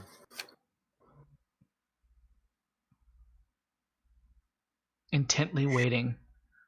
I'm gonna do patching him up on Rev. Okay. What level? And it's only level. Oh. No, yeah. No, I never did upgrade that one. Damn it. No, isn't it just VP that you spend into it? Or exhaust that you spend into it? I think that's the only thing it requires. Yeah, you choose how much exhaust, and that Yep. gets how much That's how it works. restores. Yeah, Oh, really? Yep. yeah. One exhaust restore 2d6. Oh, gotcha. Yeah. How much are you going to pump into Rev? You have Jolton I'll juices, so I don't do- want to hear about exhaust, okay? You stole them off that poor woman, dude. Yeah, you have I like did. just a pack of them. Something. Cam, I want you to know that Cam died in her sleep because she was so angry. Okay, I'll spend 3, Oh, nice. and it'll be 4d6. Well done. Uh, Bring life back into the lifeless body of Rev. Well, right. I mean, So I can do 4d6, 4d, and then I can roll a d10, and on an even roll, restore a charge back you to get a myself. charge back. That is right. Yeah. What is a charge? How many times you can do said ability? Yeah. So if you get the charge back, you basically can do this the 5 times again. Yeah. Because you can do this 5 times. Because you can do it 5 a day. times per day. Oh my gosh! Let's see here. They're 10. all ones. No, I rolled 18. So I got 18 health back. Yep. Ooh, Oh, okay. thank goodness. Rev, Okay, that's immediately better. you feel the powers of love. Stop loving me. The power of vitality come rushing back into you, and it actually awakens you just because it's a complete jolt to your system after everything that's happened in the past 10 God, I minutes. hate rockworms. So Rev is awake. Go ahead and Yay roll for your being D10 awake. to see if you get that charge back, Doc. All right. Okay, just roll a d10. Yeah, just Oh, there it is. God, I couldn't find it for a second. Yeah, it's the one that just has 0 as the 10. Oh, that's right. Oh, wait. You know what? I don't know if I have that one. I have the one that's got like 10, 90, 60. Hey, don't worry about it. Yeah, that Don't one worry is a about it. D10 too. Don't worry Oh, about okay. it. If Pie Boy is in here, Pie Boy can roll it for you. I rolled a 0. A 0? Okay, that's even. You should Oh, it let is. Piper roll it. Also, Pie I Boy don't get rolled any a 2. exhaust back. I just get You get to the use charge it. back, yeah. Yep. Pie Okay. Boy Use rolled it a again. 2, so you both rolled even. So you get the charge Thank you, back. Pie There you Boy. go. You guys are good to That's go. right. Is there anything that you would like to do, Doctor? If I'm anywhere near one of these things, I want to try for an ion crackle drone ion guardian combination. Sure, go ahead. Well, you can only do one. You can fire the Iron Drone Oh yeah, Guardian. that's right, because I already did. You did the Gotcha. healing. Yeah. Okay, then I'm gonna go for I'm gonna go for the I'm gonna have the drone Sure, go ahead and fire. attack. I will allow you to have advanced accuracy, so 4, 5, and 6. This thing isn't really moving. I've been rolling 4s all day. There you go. We'll make it happen. And I just rolled another 4. There you go. All You right, hit. thank goodness. Yay for a hit. Okay, so it says 2d8 times 3. Wait, is that right? 2d8 and then 3 in parentheses. That would be it. Yeah. Yeah, Holy if it's shit. stage 2, yes, then it's 2d8 times. Yeah, I think that's it's- one of the things that he did upgrade. He hasn't upgraded yes. much. Yeah. So go ahead and hit it. All right. Make it a good shot, please.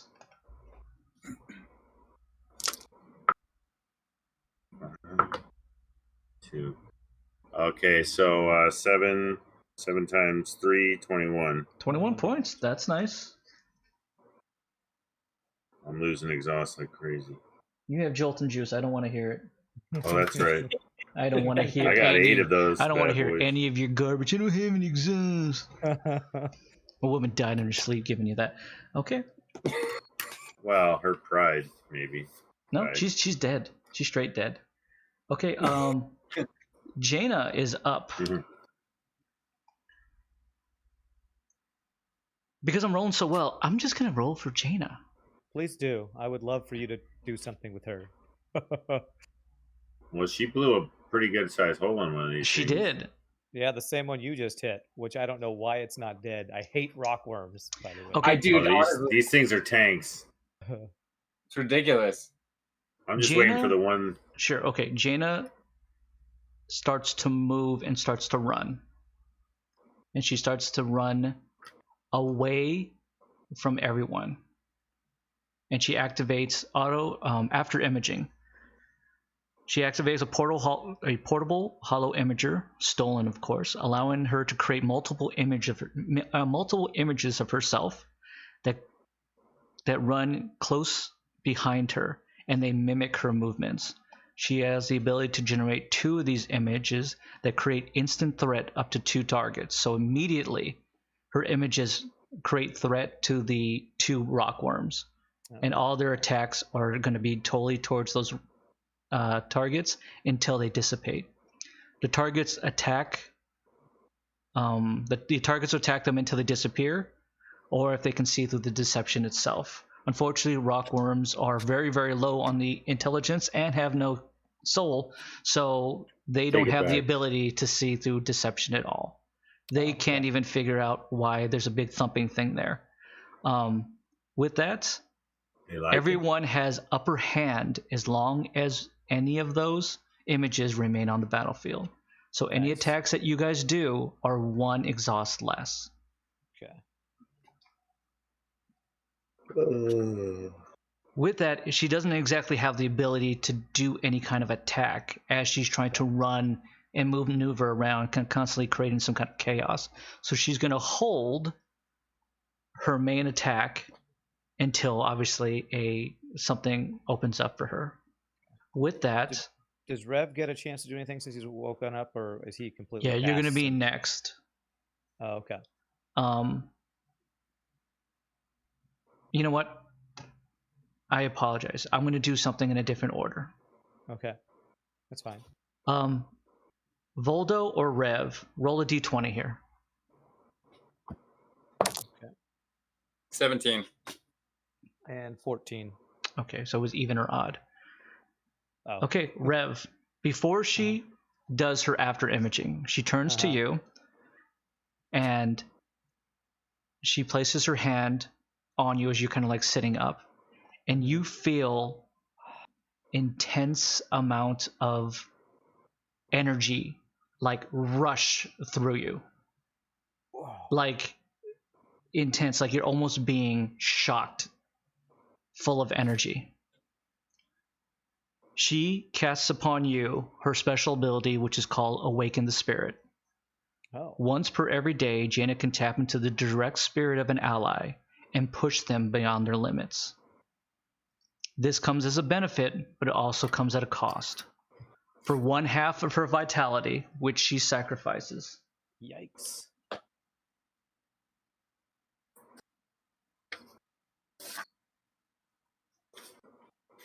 No. Which is a lot. For her, it's gonna be a lot. Well, she's at full health, so yeah. She did take some damage though. No, she didn't.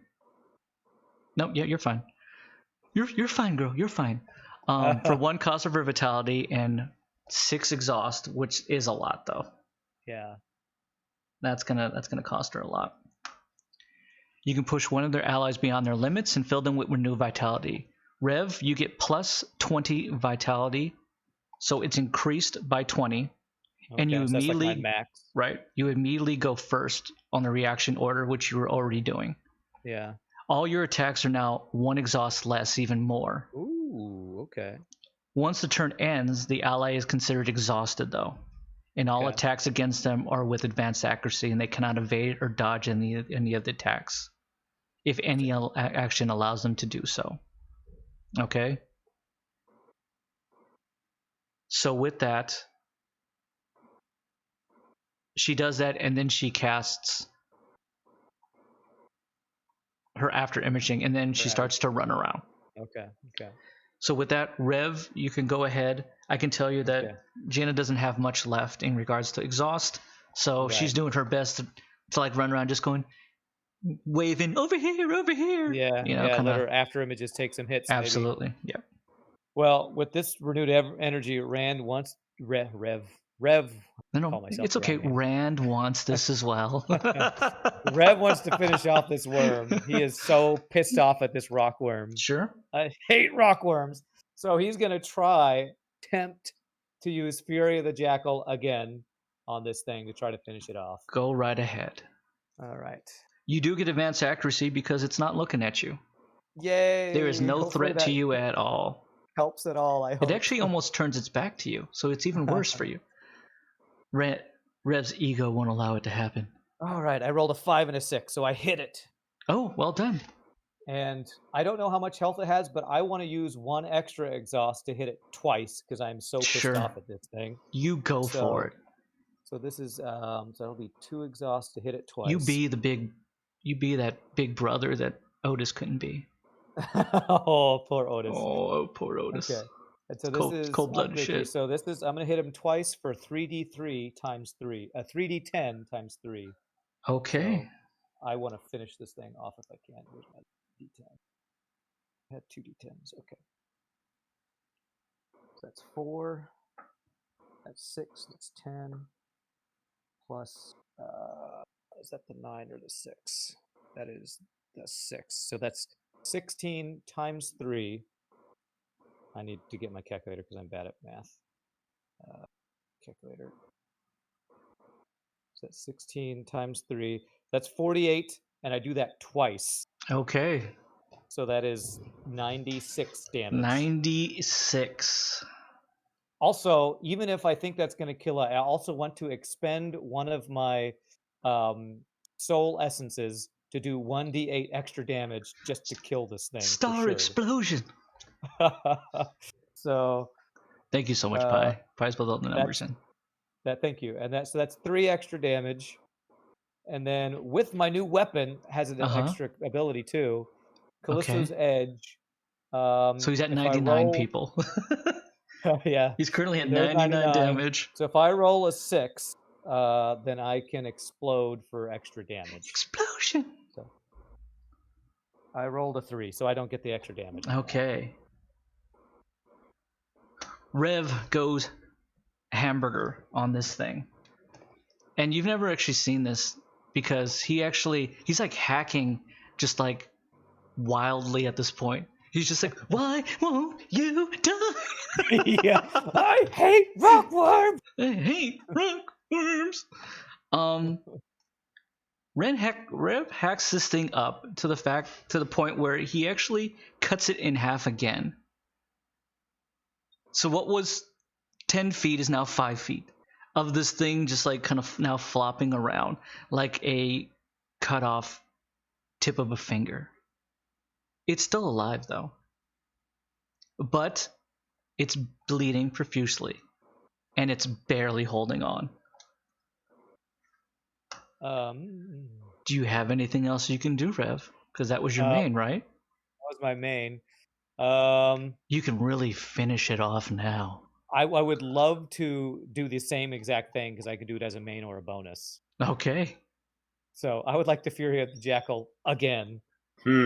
Because I'm feeling very invigorated from... Yes.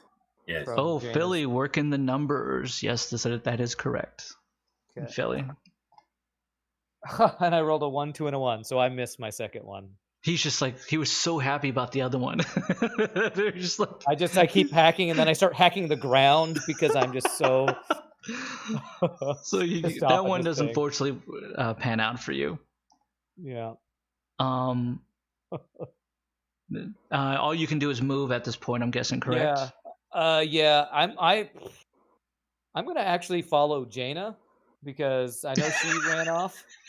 I'm like, so he's like, he starts to hack and then he like stops and he just like he starts to run. I can't kill this thing. I am gonna follow Jaina to stay near her. So that's what I'm gonna do. I would like Sinjin, Voldo, and the good doctor just sees that Rev might have just lost his mind at this point. And he's just like running around like a child, just like run around.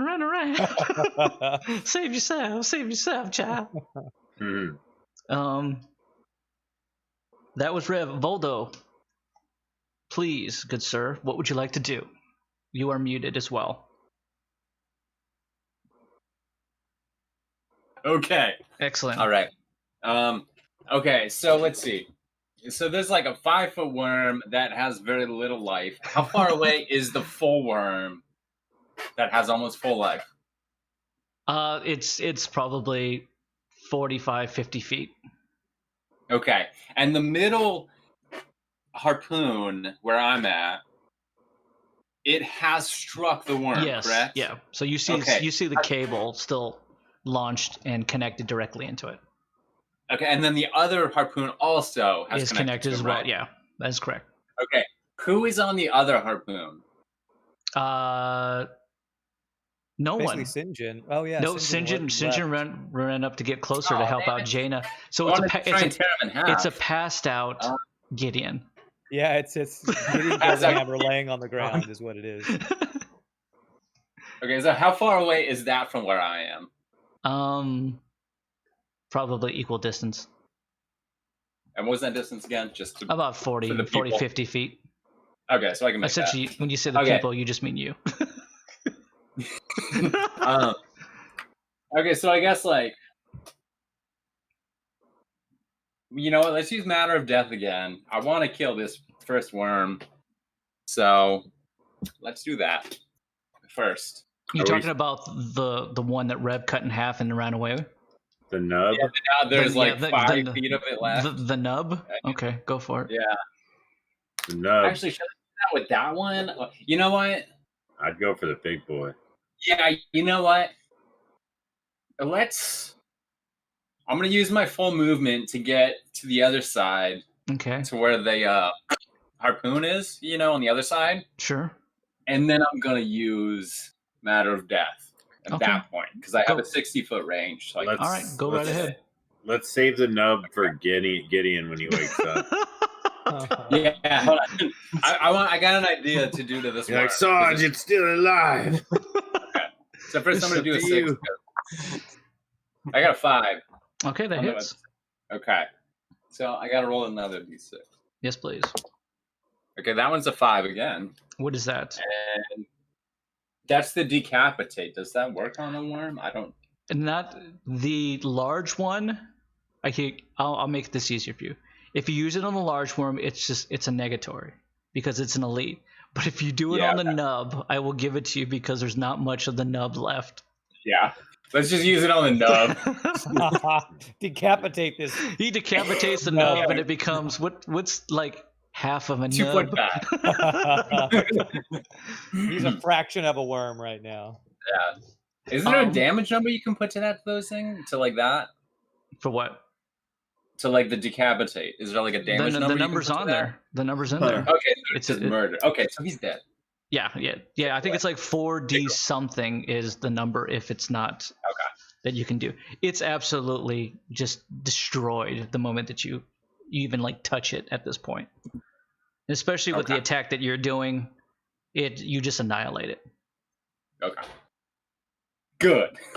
That's one. Yeah, finally, it's completely gone. That thing is just it's toast. I would allow you to explain what you did, but it's a nub, so nobody really cares. Yeah, exactly. You ate it. You picked it up and went down the middle. It dies. Yeah, exactly. It's already been chopped down the middle 3 times. Exactly. Okay, so now what I'm going to do is I'm going to send out a sidekick blast to whoever's on the harpoon that I'm not at, because now I'm at the far one. Sure. You know what would actually be easier for you if you can just look and see that there's nobody there and that only Gideon is passed out on the ground. So I'll save you. Well, no, I'm at the far one. I want to send a message to the people who are still at the other one. I think Doc is still over there. Yeah, I guess Doc is, but Doc's... He's like 10, 20 feet away, maybe. Yeah, literally. He's like, you can turn around and tell him.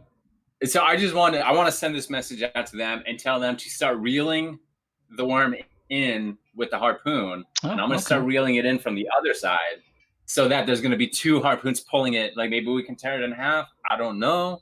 But at the very least, we can hold it between the 2. Okay. So that it can't really you can tell Gideon, and Gideon would be the closest who's still up to go back and to try to attempt it. Well, I just want to tell it to everybody. So whoever's knocked out, they wake up to a sidekick message. Sure. No problem. Get the point across. No problem. Go. Yeah, you absolutely do that. I'm trying to reel it in. Yeah, no problem. Okay. Rev's running around in circles. He has no care about what's going on. I'm just following Jane around. I don't know what's happening anymore. Hopefully when Jaina wakes up, she might realize what's going on. Jaina's running around as well. So So essentially the doctor and Sinjin and Jaina and Rev and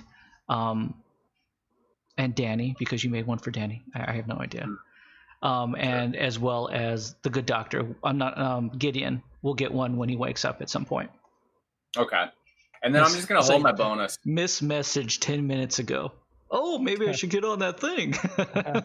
Are you gonna hold your bonus? Okay, not a problem. Yeah. With that one, it's going to be. I'm gonna let. At this point, I'm gonna turn Sinjin around, and Sinjin's gonna go back to the harpoon. Okay, cool. Because he was coming to help out Jaina, but Jaina's gone off running. Yeah. I would need. So I'm feeling it in from one side, and hopefully he'll start feeling it in from the other. Okay. I only have one rockworm left. I would like Sarge to roll a d20. At this point, you're going to wake up no matter what. There's no way a man can be passed out for 30 minutes. Yeah, No, I got a 2. Okay. So, Pie Boy, can you roll for, or Philly, or Kira, or Nietzsche? Are you rolling a D3? Can you roll for the sergeant to help wake this poor guy up? Because he's obviously rolling horribly weighted dice. Oh, Pie Boy rolling that 20. You wake up. You're back up. Well done. Thank you so much, Pie. You are back up. And you know what? Pie Boy. You know what, Sarge? You feel super refreshed. Because you've been asleep for an hour. Like, super refreshed. You're just what like, happened? wow. What a great This nap. feels great. And because of that, I will allow you, because Pie Boy, and only because of Pie Boy and that great nat 20, I will allow you to do something right now. Go hack at the nub. The nub's dead. Please I don't know, hack at the just nub hack at anymore. it Oh, the anyway. nub. The nub's dead. What would you like to do? Like to blast at the carcass. Wait. Time out. You're gonna waste a turn on the dead body? You're gonna waste a turn on the dead? Okay. Oh no! There's still a living thing. Yeah, there's still a living rockworm. That I'm currently pulling towards me. So What would you like to do? helpful. Oh yeah. I'm gonna get out my helicon cannon, Okay. and I'm gonna aim it. Take a shot at the rockworm. Go for it. Thank you so much. Here we go. Everything that you do does one less exhaust, so you're saving exhaust. Oh, And because you're so Let's- refreshed, and you're focused, it's 4, 5, 6 to hit. come on. I got a 4. He hits. Well Oh done. my god, miracle. Is this just an Wow. AP shot, Richard? Richard, Oh, is this what? just AP shot that you're doing, the AP Buster? Oh yeah, AP Buster. Okay, so go ahead and roll damage, and you're hitting twice, so you're gonna, whatever those damages, give me both the numbers together. Okay, so 88.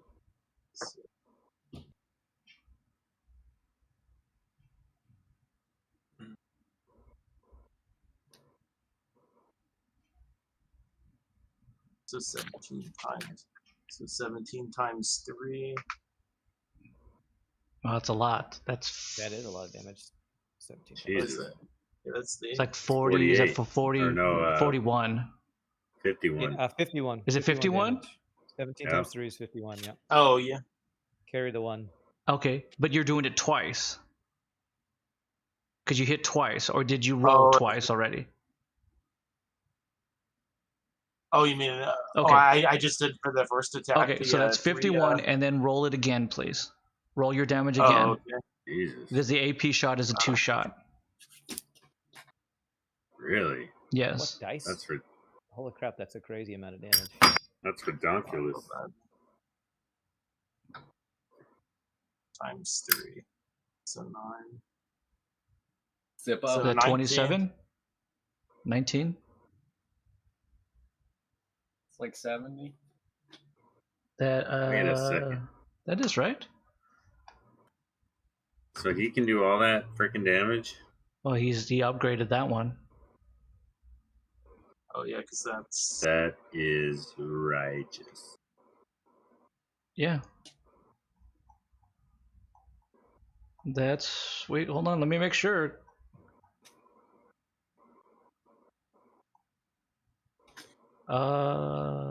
Yeah, he has it at stage 3.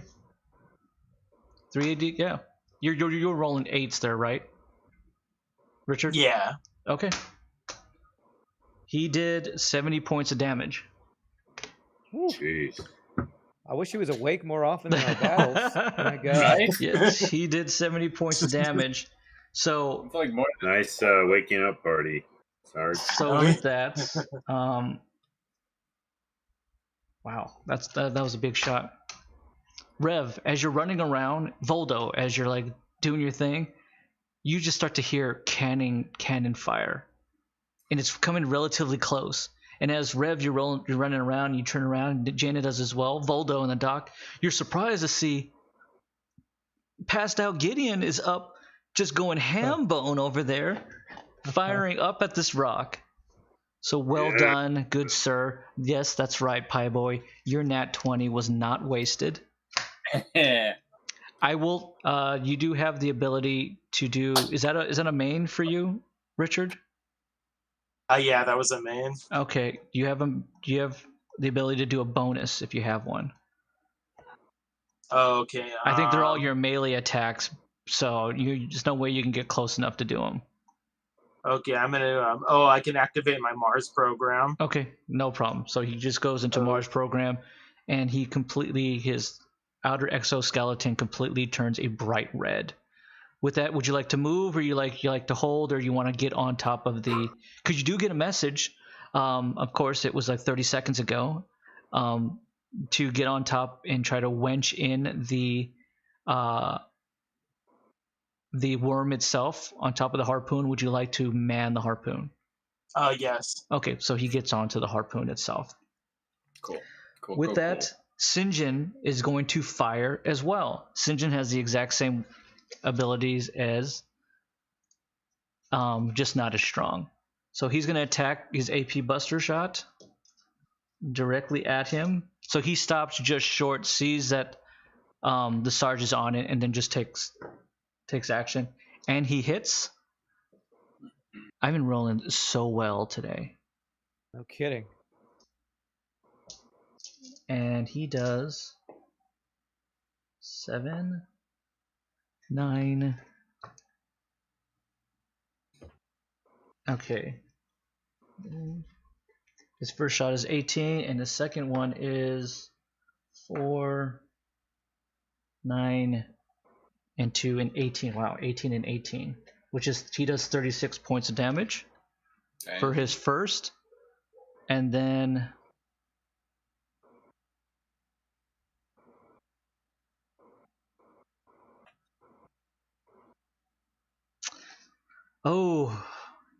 he's going to do Hasted Assault, which he can allow an ally or himself or an ally an immediate main attack at 1 less exhaust as well. Yeah, I have that ability. Yeah. Who is this? This is Sinjin. Sinjin, yeah. So to be honest, it's fair to say I will let you make the decision, even though I am Sinjin. It would probably behoove us to allow Rev to do it since he does the most damage, even though You'd have to run right up to this thing. You would have to run up to it to do it. Or would you like the doc to do it, or would you like the Volta to do it? I will allow you to vote. I mean, we can let Gideon do it. He did do a lot of damage as well, so that's true. Probably me or Gideon would do the most damage. So you or Gideon would do the most damage. Gideon could do it from range. I'd have to run up on him, so it depends. Roll a d20. Okay. We'll find out who does it. Gideon, as in Rev. Gideon will roll a 1, I'm sure. If he rolls a 1, dude. Actually, I got 11. 11. I rolled a 1 twice. You got 11. 3. Gideon, he gives you the ability to attack immediately again at 1 less exhaust. So go ahead. What are you just going to do your AP Buster Shot again because that's your big dog shot? Let me see. I think I'm going to do. It has to be a relatively arranged for you to do it, and now you carry burn. So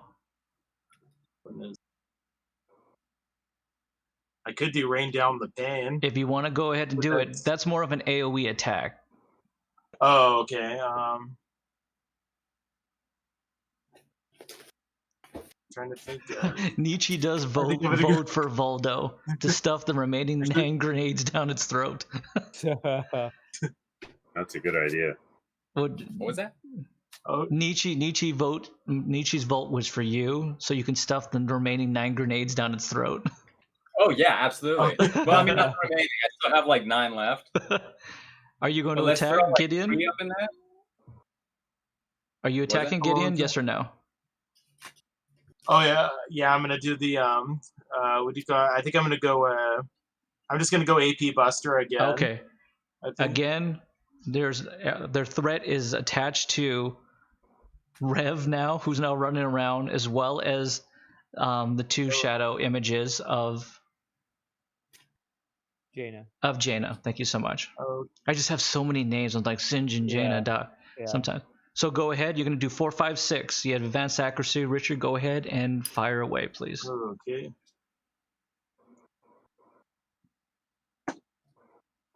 $20. That's not a 4, 5, or 6 at all. Roll 4, 5, or 6. Oh, 4, 5, or 6. Roll 3 d6s to see. I mean, that was a waste of a 20. Oh, okay, 3 d6s. So 5, 10. What are you doing, 13. Richard? What are you doing, man? Roll to get a 4, 5, or 6. That's all I need you to do. Roll Roll a d6s. Oh, a d6. Yeah, to hit, man. Okay, 5. Okay, so you hit. Now you can do damage. Oh, okay, so sure. It's 3d8 times 3. Oh, okay. 3d8. Oh my god, that is insane. 1, 7.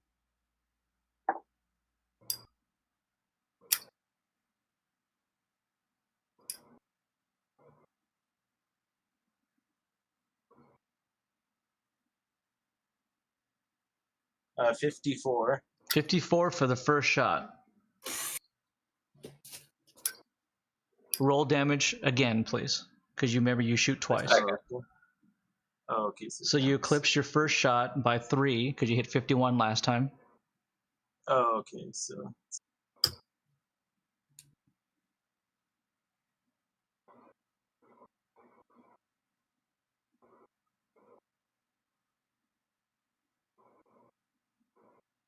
$18.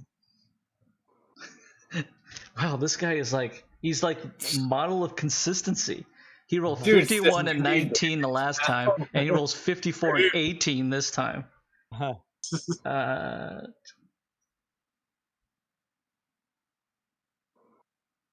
Okay. Jesus Christ, man. He's doing all the work himself.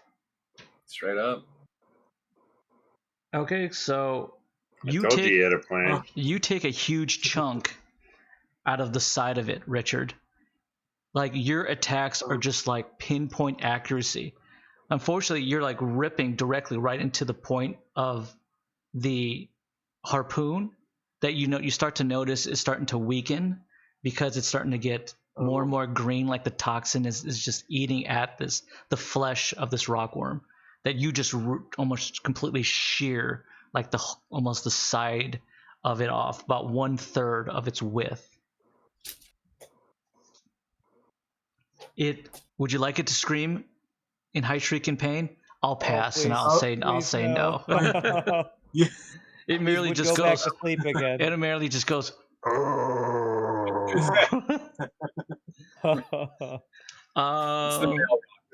Okay, so that was. Jaina's going to continue to do that. Rev, you're up. It's still okay. Yeah. God, I feel like I need to just run in and try to help finish this thing off. I see that it's like kind of stuck in place. So Rev is gonna run up to it and try to Fury of the Jackal this thing. Okay, go for it. He's getting one-upped by freaking Sleeping Beauty over there. So. Ooh, Sleeping Beauty, well done. All right, so here we go. All right, I rolled a 6, so I hit. And then I do 3d10 times 3 damage. You do exactly 3D thread. 3D thread.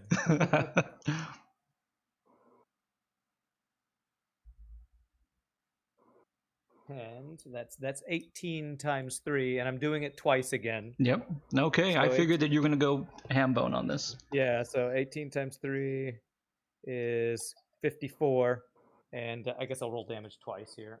Oh, Richard, he's matching your output, 54 and 54. 17 times 3. Second one hits 51. So so for everyone who's who's new to the chat, Rev has eclipsed 100 twice. This is the second time. He just murdered that. He hates rockworms so much. He can't stop just attacking them maniacally.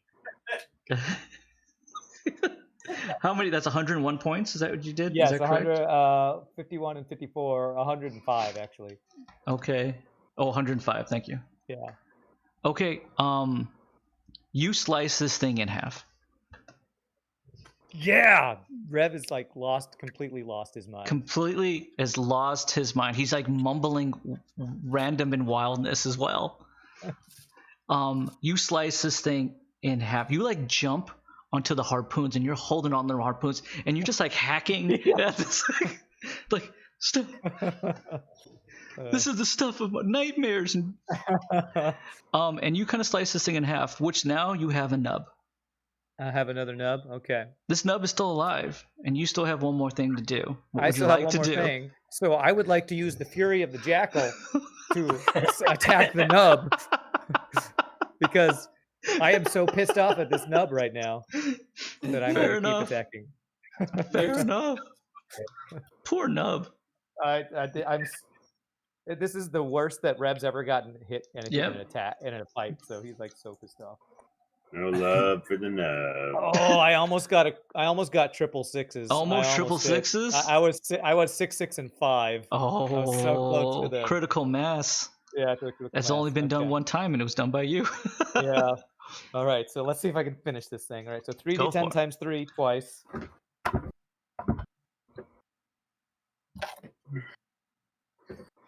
Well, so first one is 36. Oh God.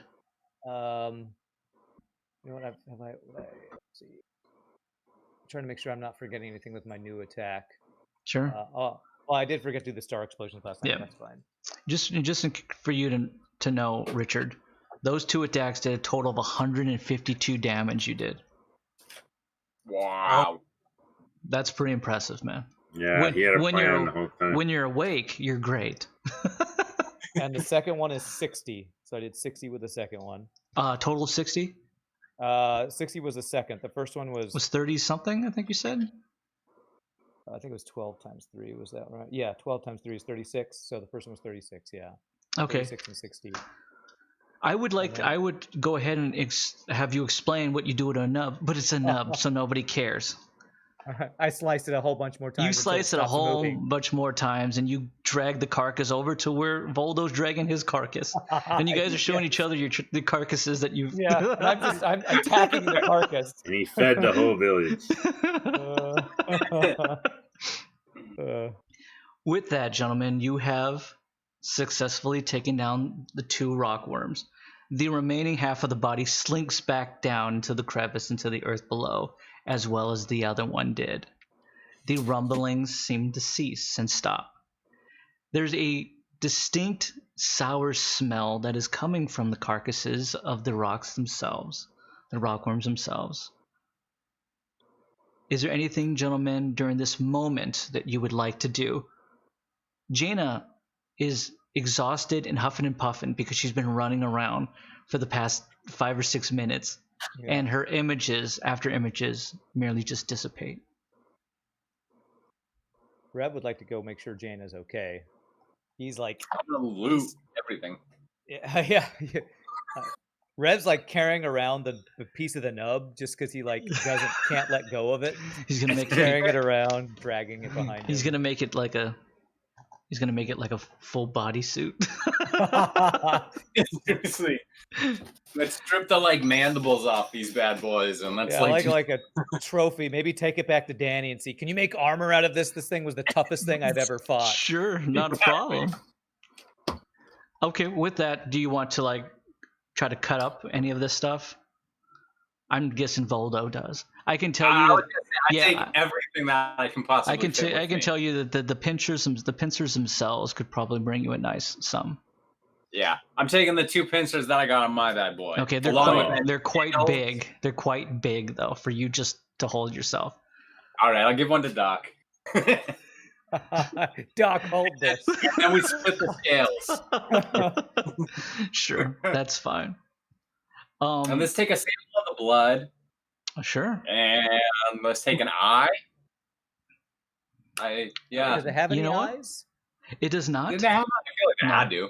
It has teeth. It had teeth, mandibles, and it's rock skin, I think. And it's rock skin. Yeah. If you want to go ahead and just flay it up just to see what you can get out of it, I know what I'm going to do it. Yeah. I'm going to take one of the pinchers and I'm going to walk into town victoriously. I want to say, Sarge, feel free to take a nap for the first 3/4 of any battle, as far as I'm concerned. That's how you supercharge. Yes, because I swear to God, like I got totally unscathed in that battle, and I feel like I was just watching back, kicking back, watching everybody kick ass. Dude, me and you got lucky because we happened to blow up that first one in half. Very. So we didn't have to worry about it, and yeah. But I would like to take one of those pinchers or whatever the hell, because it is valuable, right? You guess that it probably has some value for certain.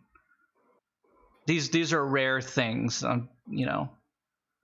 Dude, I just ripped a mandible off of a giant rockworm and handed it to you. You're not gonna take it? Come on. Yeah, I'll take it. Yeah. But I'm not sure what I'm gonna do with it. We can wait for later.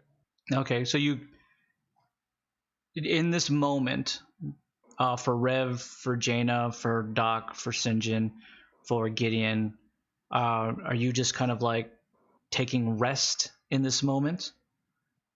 Yeah, one thing. You know how they like kind of like they both like the butts of them just went back to a hole? Yeah, they kind of just slide back down into the earth below. Can I possibly like drop some grenades down wherever they went to just make sure that we can kind of blow up whatever's left of down there? No problem. Okay. Go for it. How many are you tossing down there? Let's drop 3 more of them down there. Okay. I was afraid that their screams were going to attract more of them. Okay. Let's just drop. Go ahead and toss them down there and give me your damage. Okay. Do I got to roll a d6? No, you're tossing them into the empty space below. Yeah, exactly. I'm literally tossing them down. Okay, so 2d8. That's what it is. While he's rolling, Rev is carrying the final twitching piece of the worm. Yeah. He just carries it back to Jaina. Like he's like a samurai at the end of an anime where he's just like totally covered in blood and trying to come off his murderous rage. This viscous goo and stuff. Yeah. He just walks to Jaina and he's like shaking. So okay. With adrenaline, 30 damage total that I just dropped down those holes. You hear a distant explosion. You have no idea how far it actually dropped down there, but you hear a distant explosion and a bunch of debris and stuff kind of blows up and out of the crevice like dust particles. Is there any good debris that blows out of these? I wasn't aware there was good debris, hence debris. Okay. There's rocks, lots of rocks. Yeah, it's kind of like a lot of rock and a lot of dust. So if you have allergies, then it probably doesn't benefit you at all. All right, there we go. As that, Jaina walks up to you and she just goes, she kind of puts her hand on you and she just goes, "It's okay. The fight's over." You sure? I'm like holding another grenade. She kind of Okay, like grabs for Rev. She kind of grabs Rev's hand, trying to comfort him.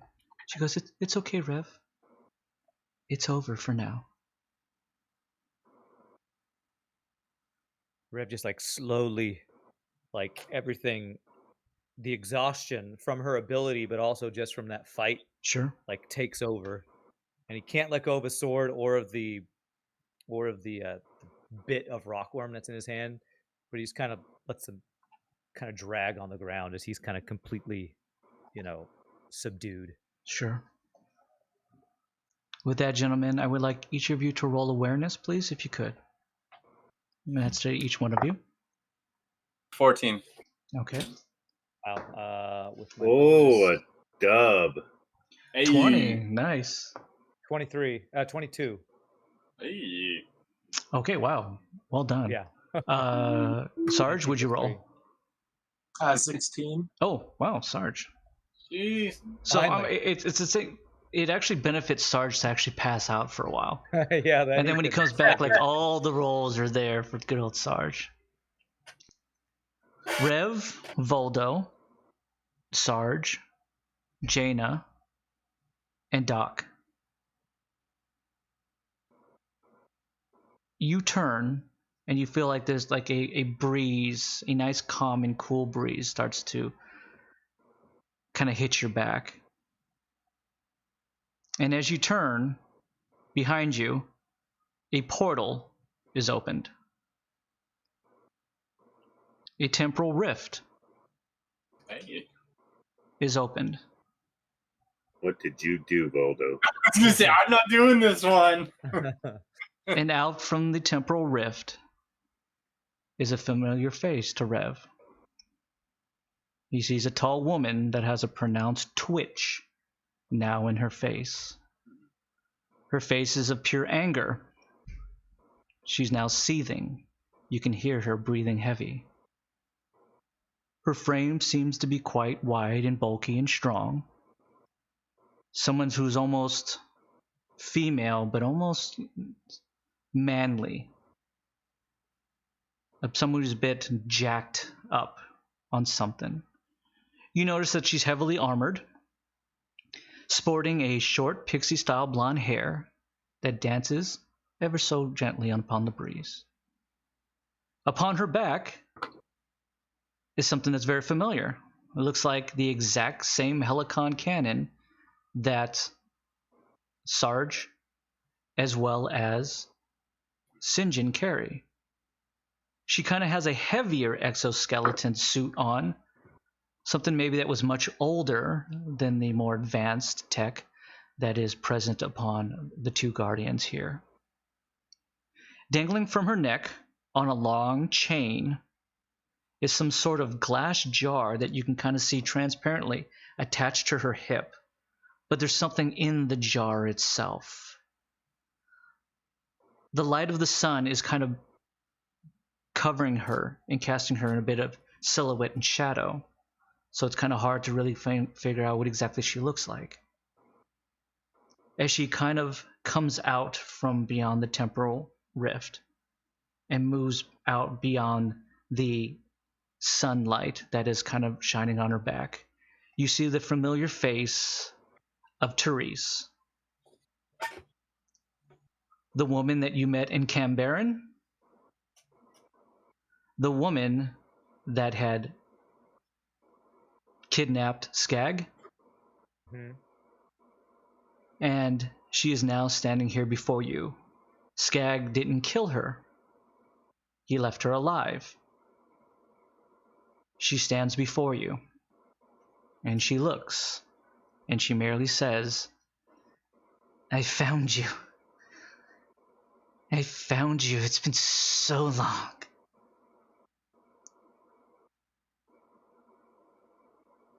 As she looks at you even more, she kind of almost walks up slowly to you, as she doesn't seem to be concerned about anyone other than Rev.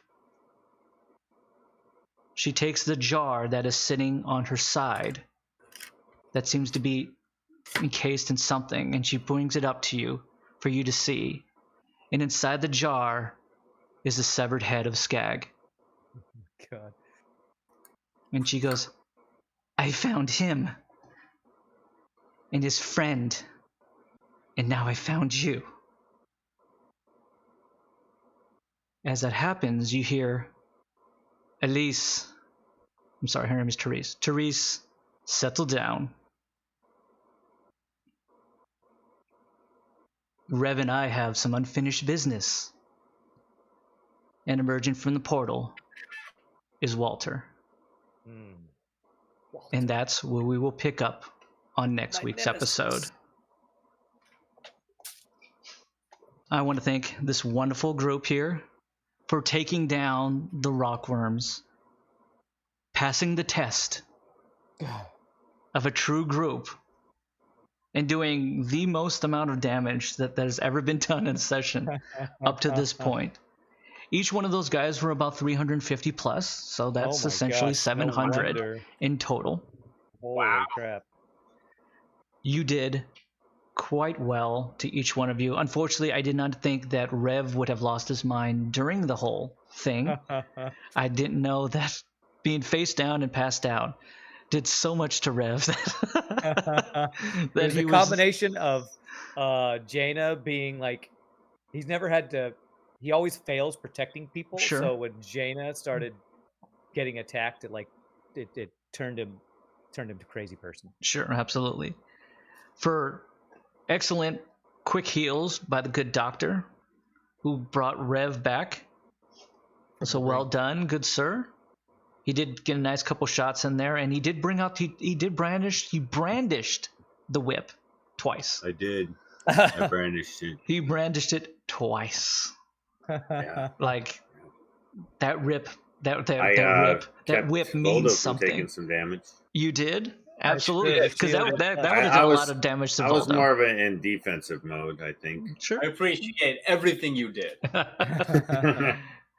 Sinjin did what he could, and the good Sarge, who was out for most of the fight, did come back to do 167 points of damage when it came down to it. So well done, Richard.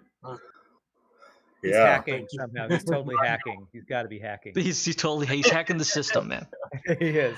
I want to thank everyone who has hung out with us this evening. I want to thank Pie Boy for that awesome. You know what, Richard? Go ahead and take this time to thank Pie Boy for rolling that D20 for you. Thank you, Pie Boy. There you go. I want to thank Pie Boy. Yeah, big time. I want to thank Pie Boy. I want to thank Nietzsche, who was here. I want to thank Lobster, who was here. I want to thank Philly Gaming, who was here, who did write something about get good new D20 or something like that for get a new D20. Hashtag get a new D20. I want to thank Philly. I want to thank the great healer Kara, who was here as well. I want to thank everyone who kind of hung out and watched with us this evening. I want to thank this great cast. I want to thank Rev, aka Ran118. Thank you so much, good sir. Yes, sir. My pleasure. Thank you again, Shuggy, for eclipsed a great time. 100 again. Like, it'd been a while for you to have done that, and you went big time. So I'm glad to see it. Rage to finally do something. Absolutely. Of course, I want to thank my very good friend Mike here, playing Voldo, who did actually some really cool stuff here. I started off. There were some moments. There was some moments there, and he's got a lot of pinchers and scales. And, he's looted like a pro. I want to thank you, good sir. Thank you so much for an awesome session. Want to thank, of course, my very good friend here, Sarge, who didn't get to do much, but when he did show up, he was money in the bank. Thank you so much, Richard, for being here this evening. He brought the noise. And of course, as you all know, if you've been here enough, my brother from another mother, aka the good doctor, Shane O'Mac. I do appreciate it, good sir. Yes, you're welcome. Thank you. Everybody knows you as the good doctor now, because every time I read chat, they're just like, "Oh, it's always the good doctor. You always got a good doctor." Good doctor, Ace Mars is there. Oh my gosh. Yeah. Excellent, no problem. I want to thank everyone again who are hanging out with us. If you do want to see the other episodes, they always get posted on my YouTube channel down below. You can always definitely click on it. We are here every Friday evening from 7:30 to 10 p.m. I want to thank you all for hanging out with us this evening. And as always, until next time we meet, keep it safe on the waste, everyone. Good night. Night. Bye.